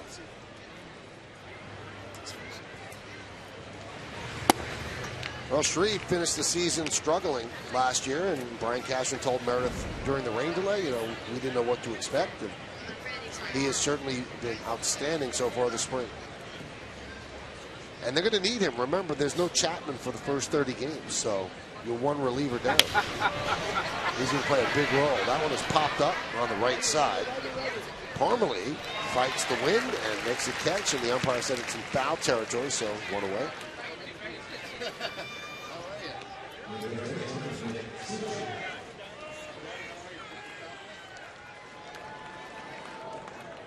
That rain coming in has also brought a drop in temperature. It's a little chilly. Yep, it is.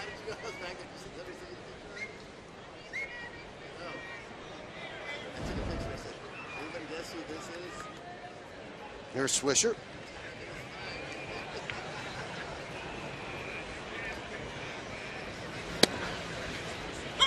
And a strike. So the switch hitter spins around to the right side against the lefty Shreve.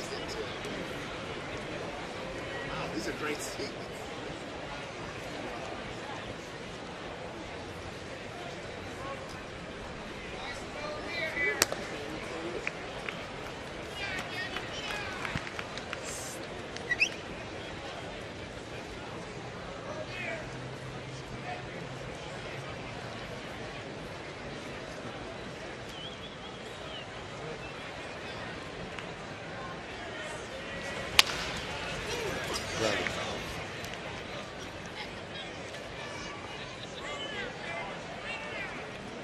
You know, Swisher's one of those ball players that when he came to ballpark, no matter what the situation, he was always on. Always livening up the clubhouse, dugout. The light was always shining brightly around Nick Swisher.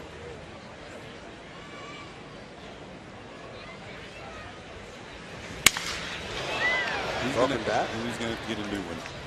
You know, when he first got to the Yankees, Kenny, I thought it was an act. And then I just learned that's Nick, and it's hard not to like him. He's always on, always in fifth gear, and comes in the clubhouse running, leaves running, always has a smile on his face, wants to talk to people. Let's face it, he was producing while he was with the Yankees too.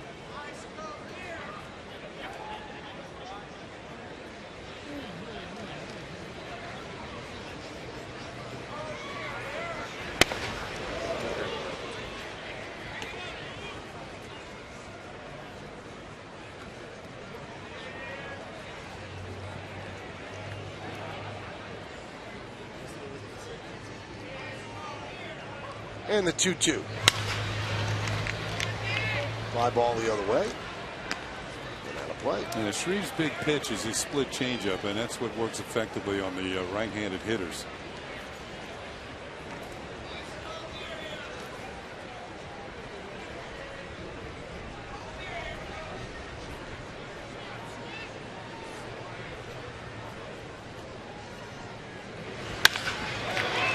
Wrapped into center field, deep. Catch is made by Payton. The second out. He got a nice jump on that ball. Ran it down nicely. 2 down. We saw his ability to run when he went to first to third on that base hit. Yep. So I hit it well. You know, I got good wood on it. Here's Adonis Garcia.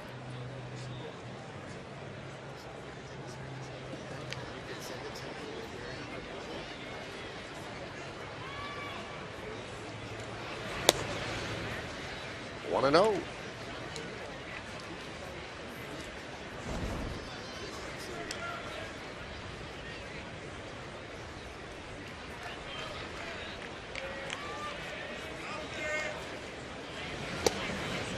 Just missed outside.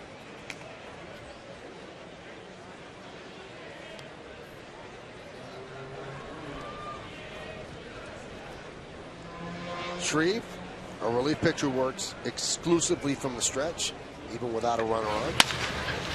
Chopped to short. Edie backs up, gets a nice hop, fires a strike to Pormally, and Shreve works a 1-2-3 inning here in the sixth. We'll go to the bottom of the sixth inning. From Tampa, Yankees lead the Braves 3-2.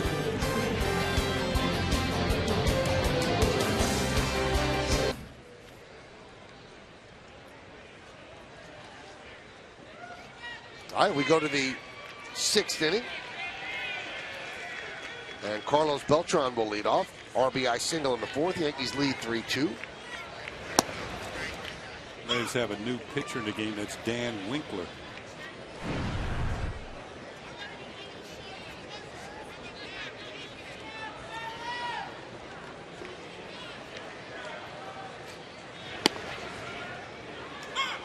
Doesn't it have to almost be, Kenny, that his nickname must be the Fonz? I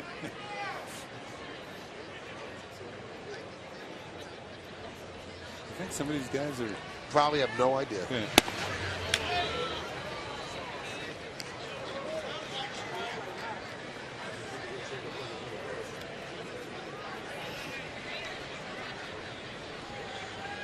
1-2 count on Beltran. 1 for 2 today. Fly ball to right. RBI single to right. Also scored a run. That is a high pop-up. Right side. Catch is made by Lolly. First out. Did say hello to the Yankee coaching staff.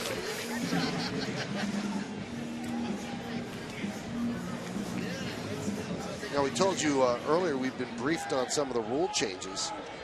And one of the rules that's really interesting is if there's a runner at third base and a catcher leans into a dugout, makes the play, and then stumbles in, both feet are in the dugout, the runner automatically scores. They do not want you, once you're in a dugout, to make a throw. So the runner will automatically score, and then you have to put another ounce of doubt into a catcher's head as he's moving toward the dugout at a fast speed, and there's a runner at third base. Don't even try to catch this. Miguel Andujar hits one to left field. That one's tracked down for the second out. So that's something to watch out for as we move along this year. So you're better off not catching the ball. In some cases, if you're going to fall into the dugout, the guy automatically scores. You don't get a chance to throw.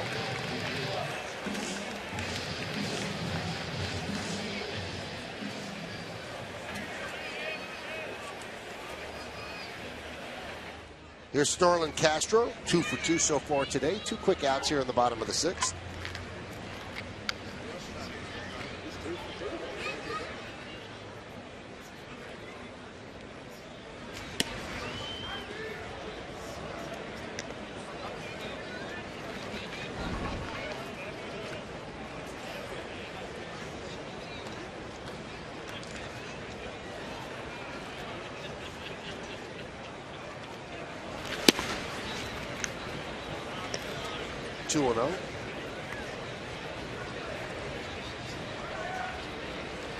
Has raised his spring average to 462 with his 2 for 2 afternoon.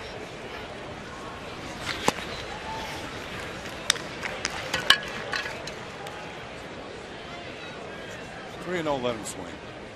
2 outs, nobody on.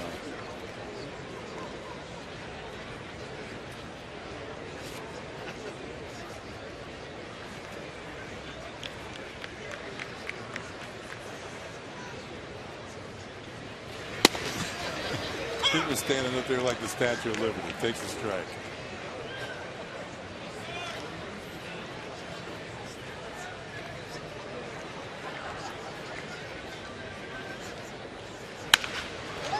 Moving out to right field. Snyder back there to make the play, and the Yankees go down in order 1-2-3 here in the 6th. All right, we played 6 full at Steinwater Field. The Yankees are leading the Braves by a score of 3-2.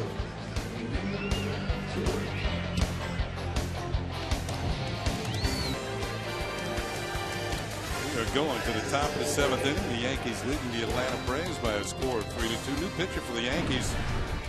It's going to be Nick Goody.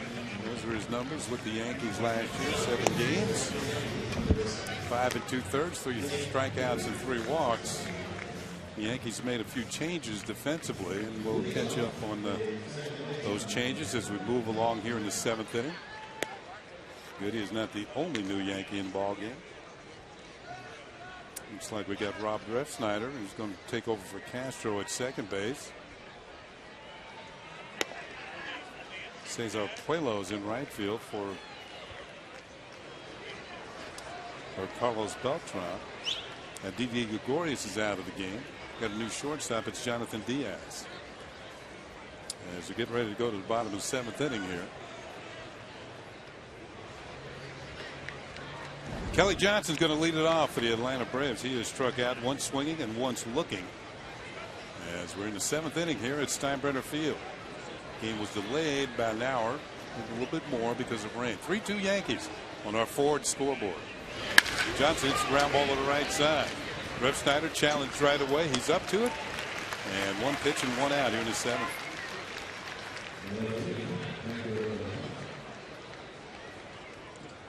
So Nick Goody, one of those arms we talked about earlier, battling for one of those spots in the bullpen. Rumbelow did not have a real clean outing yesterday.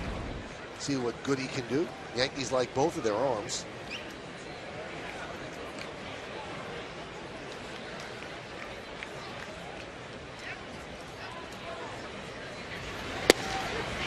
And there's a strike.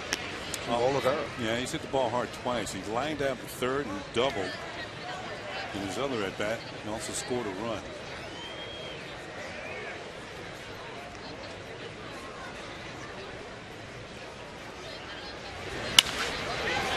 One-handed that ball, fairly deep left. Catch is made for the second out. This copyrighted telecast presented by authority of the New York Yankees and may not be reproduced or retransmitted in any form, and the accounts and descriptions of this game may not be disseminated without the express written consent of the New York Yankees. And Michael, you mentioned earlier that Oliveira was a defector, Cuban defector. $62 million. 62 million. Well, that'd make me move too. But the fact is that they're going to make it easier for Cuban players. They won't have to defect anymore. They can be signed by major league teams. And I wasn't aware of this, but over the last year or so, like 100 players have defected from Cuba. Really, that close? That was a startling number to me too when I read it. Of course, not all of them are the qualities of an Oliveira. Somebody's going to give $62 million. It just seems so strange, Kenny. They gave him $62 million. And he's not a kid. No. He's going to be 31 in April. Well, that would tell you that the Dodgers gave it to him. Yeah. They thought he was big league ready. Right, and they trade him a couple of months later.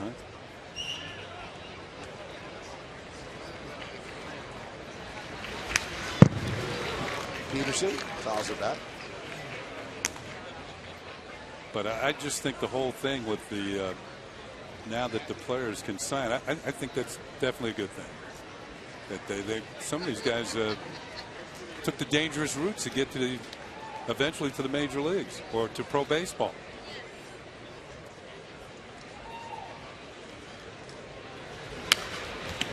But I'm not sure if it's at the point that it's totally something to be celebrated, because I think the government gets a cut of what you make. Exactly. There are some issues on the other end. Right. And very shortly, the Tampa Bay Rays are going down to play the Cuban national team. It'll be the first time since, I think, 1999 or earlier than that. I think the Orioles went to play the Cuban team. Peterson calls it into the seats. Now, years ago, Cuba was sort of in the same regard as the Dominican Republic is now, as far as ball players coming to the United States to play. I mean, players like Luis Tian, Tony Perez, and Leo Cardenas, among others. And all of a sudden, that kind of dried up. And of course, those players, they couldn't go back. Right.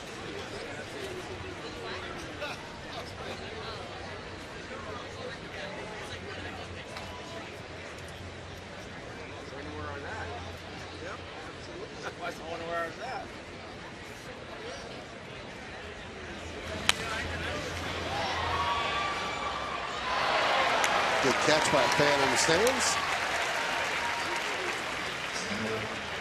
And I think I was reading a Times article the other day. It's the player who was the first one to defect was Rene Orocha. He was a pitcher who went to the St. Louis Cardinals. And he was the one that I don't know the circumstances or how he did it, but he's the one that kind of led the way. He's the pioneer. And now lives in Miami, I believe. Fly ball, center field. Catch is made, and that will do it here in the seventh as the Braves go down in order 1-2-3. At the end of 6.5 innings of play, you can get up and stretch. Yankees lead the Braves by a score of 3-2, but will stay right here to honor America in Tampa. Our freedoms. So please direct your attention to the Yankees first base dugout. Go to the bottom of the seventh inning, and the first pitch is a strike. On the Ford scoreboard, 3-2 Yankees lead. Austin Romine at the plate for his first at bat. Dan Winkler still on the mound.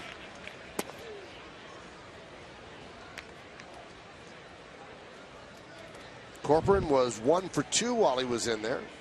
Threw out 1 of 3 attempted base stealers. Romine in a battle for the backup catching position with Gary Sanchez.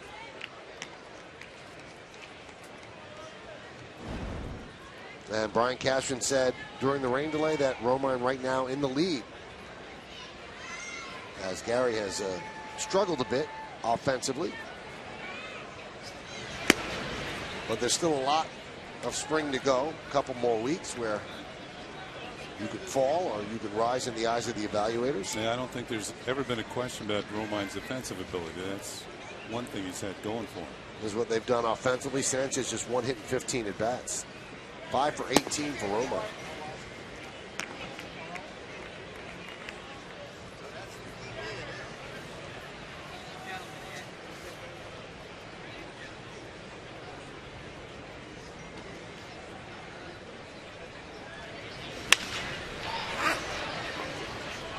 Fly ball left field. 1 away.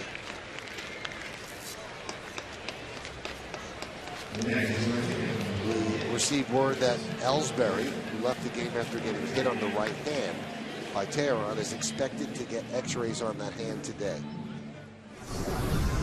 And here it is in the 5th inning. Yeah, we get a good look at it again.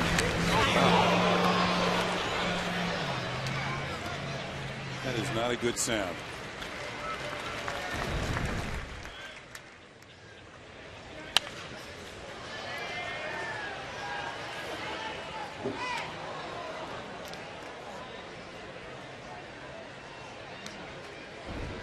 Keep your fingers crossed that Jacoby will be all right.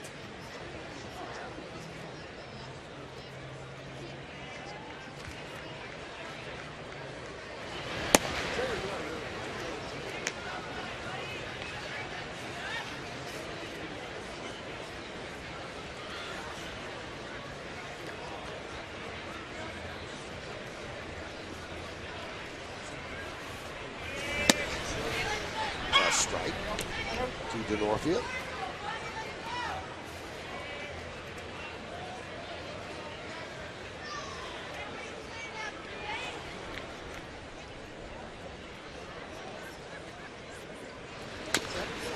Norfield, he mentions a veteran. He's been with Cincinnati, Oakland, San Diego, Seattle, the Cubs. Now a chance with the Yankees. During his career, he's had Tommy John surgery. And he's hit 41 home runs in the big leagues, and one of them was a walk-off against Aroldis Chapman. Wow. While he's with San Diego. Tommy John surgery looks like it went well. He unleashed a good throw from left field. Oh, yeah. That's hammered to right field. And caught by Toscano for the second out.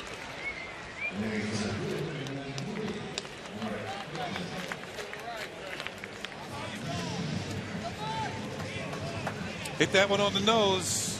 Well hit, but not well directed. There's Mark Payton. He pinch ran for Ellsbury after Ellsbury was hit in the 5th inning.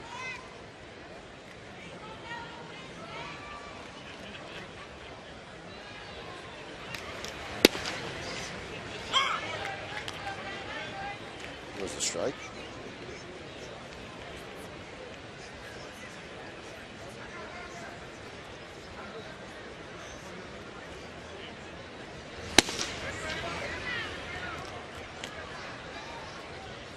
We're in the bottom of the 7th inning. It's 3-2 Yankees. Game delayed over an hour at the start. Just raining steadily from about 10:30 until about 1:30 maybe. It looked very iffy earlier. And the Yankees and their front office were very certain that it was going to stop, and they were right because they canceled the Blue Jays game in Dunedin, which is about a half hour away. Yeah. They canceled it right at 1 o'clock. Swing and a miss by Payton. A good inning by Winkler. Yankees go down in order. We go to the 8th. It's 3-2 Yanks here on Yes.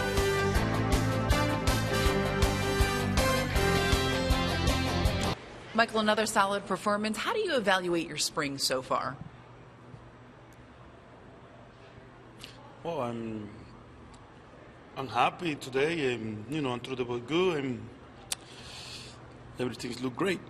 What are you most encouraged about from today's performance? Well, like, I get in trouble a little bit in the third inning, I think, and I keep fighting in the mound and compete, and and everything good. Do you like being tested like that at this point, just to know kind of where you're at? Yeah, yeah, I like the test because it's gonna be my, my body and my head, everything be ready for the season. Have you been working on anything in particular this last time out? Yeah, I'm working out in the off season, try to simmer in the game, and I'm practicing right now, and it's work. There's not that much time left in spring training. Are you starting to get excited for the regular season? Yeah, I'm excited. The season is coming, and right now it's a good. I feel great, and everything is good, and I'm ready for pitching. What'd you think of that catch that Jacoby Ellsbury made early in the game? Ooh, that's a great catch. Yeah, I'm so happy when they see the great catch and the double play too in the first inning. So it's a great defense today. Like it. Michael, thanks for the time. Yep.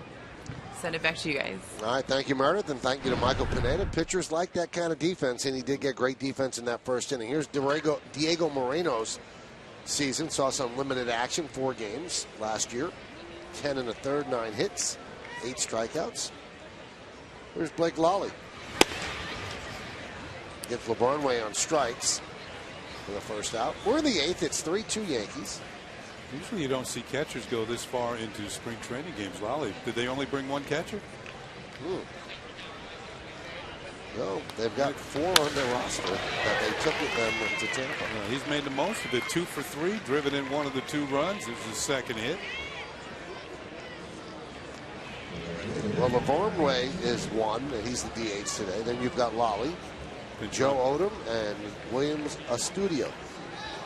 Let's see who they stand out now. Keith Curcio is going to run for Lally.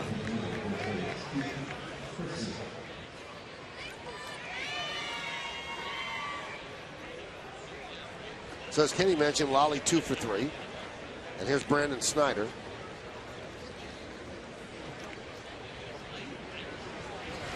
Moreno deals outside.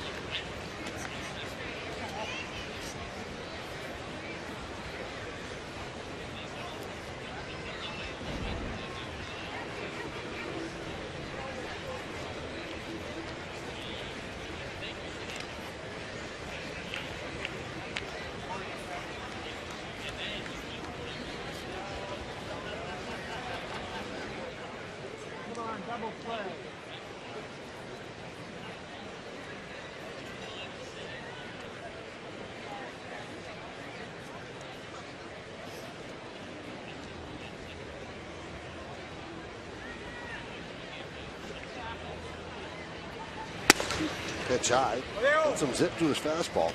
Now you saw in the first base coaching box there. A lot of longtime fans of the Braves recognize Terry Pendleton. He was the MVP for the Atlanta Braves years ago, switch hitting infield, third baseman. You know, I walked by in the runway under the stadium.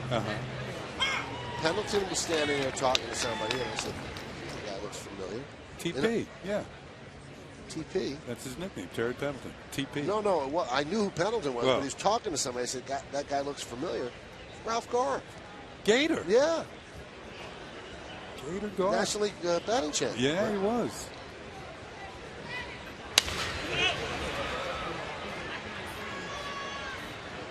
He was one of those cut and slash type hitters. Great speed. I think he hit 350 one year. Won the batting title. Not Pendleton. Pendleton won the MVP. I think it was 1994. Strike shortened season.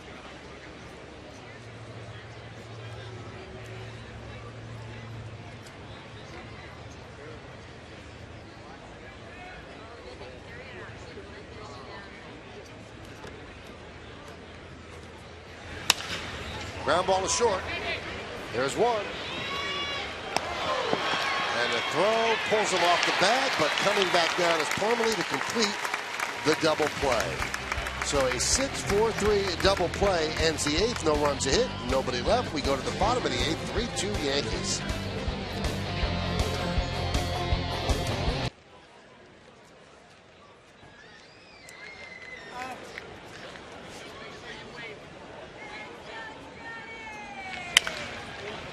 Jose Ramirez deals with Jonathan Diaz, who fouls it off in the bottom of the eighth inning underway as the Yankees lead the Braves 3-2.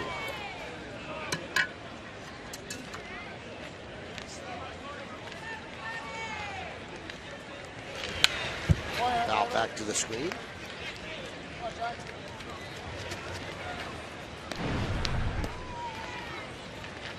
Last year, split between the Yankees and Seattle, 8 games, 1-0. 2 hits per inning. High fly ball, center field. Backing up the shortstop, Kazmar puts it away for the first out. Let's take a look now. We go all the way back to find the Land Rover driving the game. Yeah, we go back to the 4th inning. It's Chase Headley at the plate. The Yankees have already scored 1 run. About to have another. Nice drive to left field. Oliveira has trouble hauling it in. Teixeira will score. The Yankees scored all of their runs in the 4th. That was the second of 3.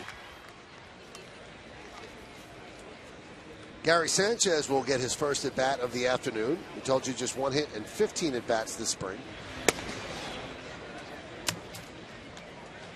Now Ramirez got traded from the Yankees with Ramon Flores for Dustin Ackley, so that's a deal the Yankees are feeling good about right now. Ramirez no longer with Seattle, and we'll see how the other half goes.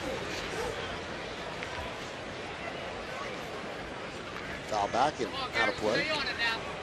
I've been waiting for Sanchez to really get into one. Now, last September, when he got called up, you watch him in BP at Yankee Stadium in Bronx, and he was, with regularity, hitting him way back in the bleachers in left field. Well, the power is there. So far, what'd you say, 1 for 15? Mm-hmm. Yeah, that's the consistency has been so far this spring, but he's got some awesome power.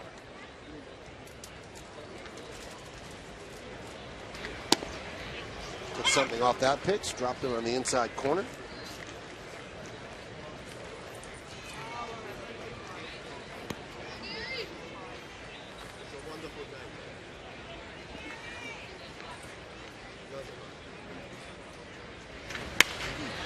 And that one is looped to the right side. Caught by Kazmar for the second out.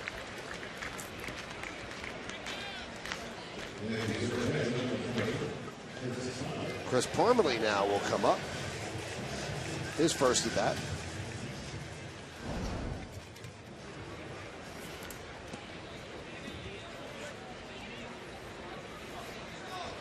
Yankees scored all 3 runs in the 4th inning. RBI single by Beltran, RBI double by Headley, RBI single by Castro. The runs were scored by Gregorius, Teixeira, and Beltran. And that's the Yankee offense. The Braves scored their run in the 3rd, RBI single by Lally, scoring Peterson. And then they scored another in the 5th, a double by Oliveira, and a double by Peterson to drive in the run.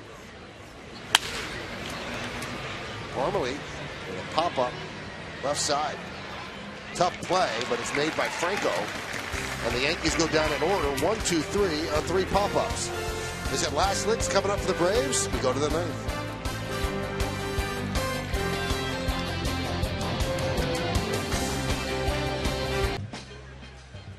He's having a great time. Doesn't care about the rain delay. She's cool. Must be a Yankee fan as the Yankees trying to hold on to a 1-run lead.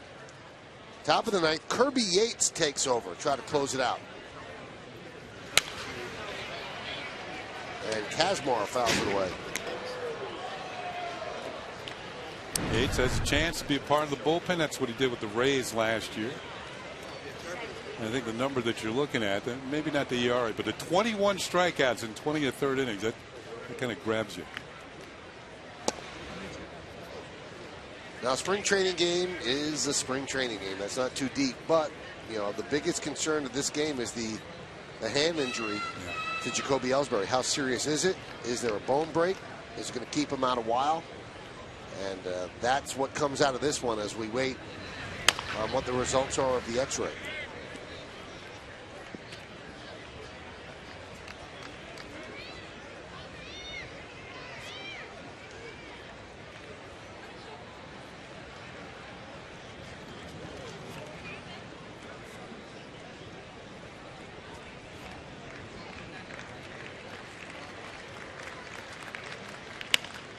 Right in on the hands. We saw Yates pitch the ninth inning the other night against the Toronto Blue Jays and preserved a 2-1 Yankee victory. He got the save, but he did get in a bit of a jam. There was a 1-out triple followed by a walk, but then he picked up his second strikeout and then got a fly out and the game was over. Toronto had runners at first and third and 1 out. He got out of it. Line drive left field. That's going to be a base hit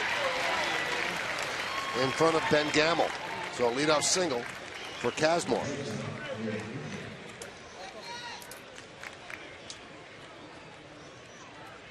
And that'll bring up Brignac. Reed Brignac.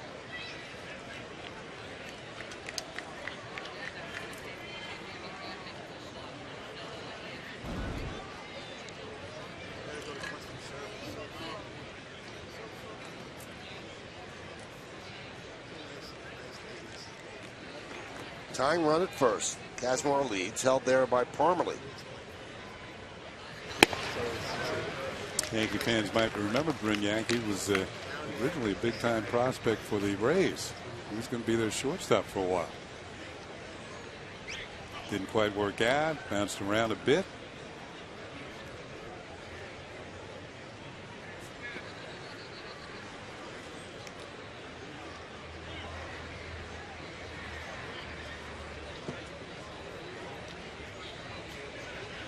Runner goes. Hit and run was on. Foul back to the screen. Braves trying to make something happen here in the ninth inning. Of course, Brignac was with the Yankees for a little bit in 2013.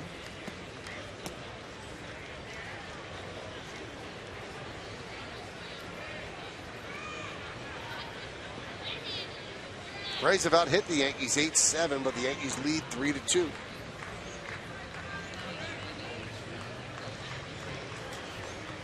The 0-2. Fastball is high, 1-2.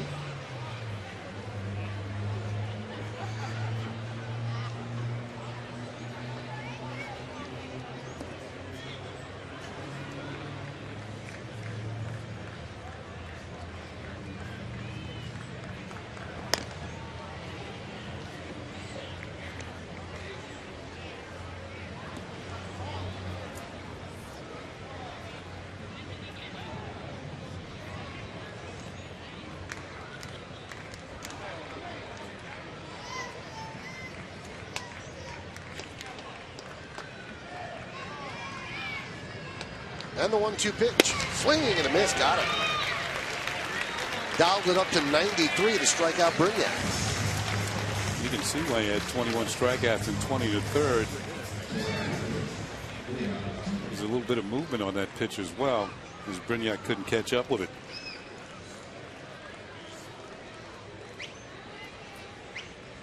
Here is Toscano.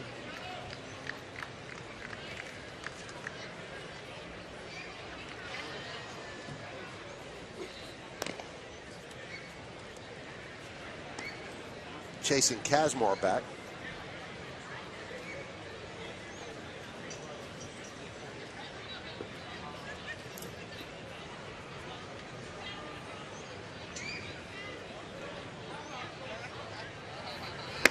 Pitch is high. I'll tell you what, quite a few of the fans stuck it out here today. First of all, with the delay. You got to figure a lot of these people are here on vacation, so it's not like you know, they dial it up again tomorrow or the next time the Yankees play here. The 1-0. There's a strike. 1-1.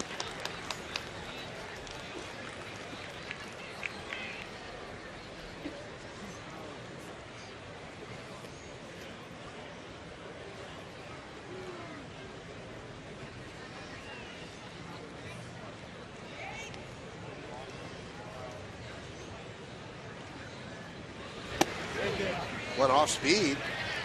Clipped the outside corner at the knees for a strike. 1-2. I think when the Yankees look back on this game, they got to be happy with Pineda's outing. I think he did a good job. I think they have to be happy with the offense because it was all concentrated in one inning. 4 of their 7 hits in the 4th.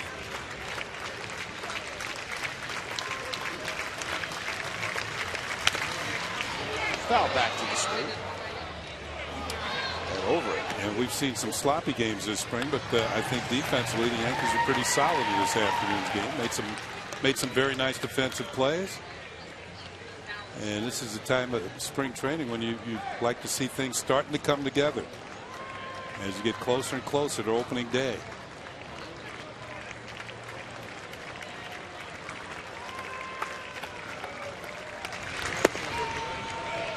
Two and 2 on Dion Toscano.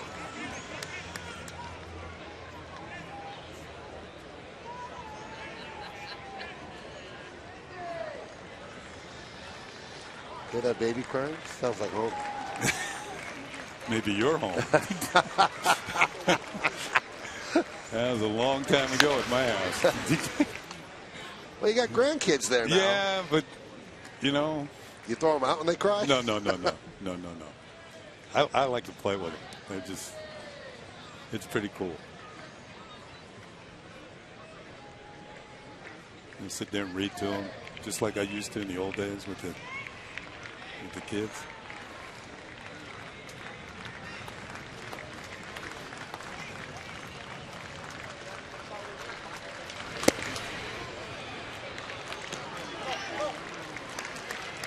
I had some practice with that, Kenny. What do you mean? Reading to the kids. I used to read to Leiter and O'Neill between innings. Good times.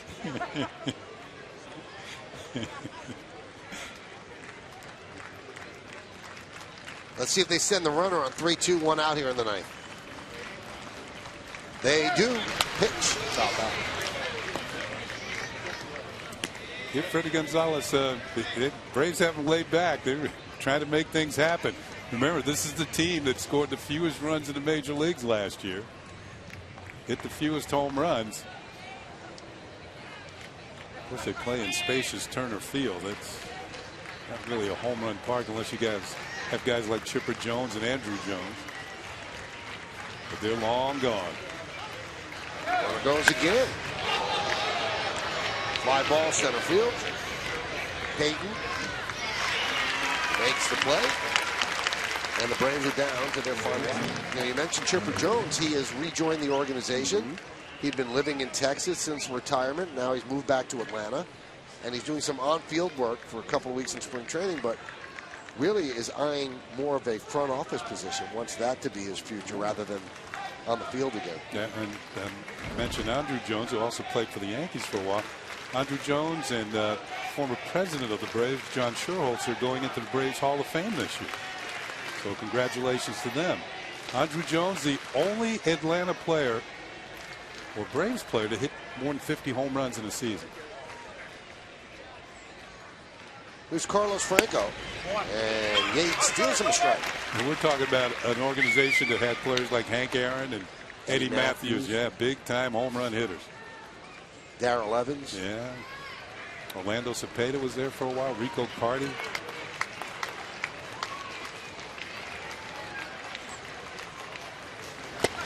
Davey Johnson once hit 40 home runs for the Braves. Yeah, Fred McGriff.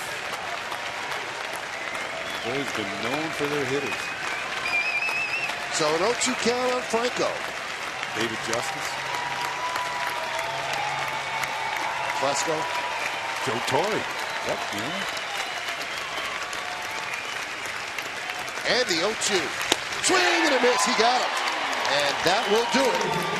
As Yates wants to score his ninth to nail down the Yankees' 3-2 victory.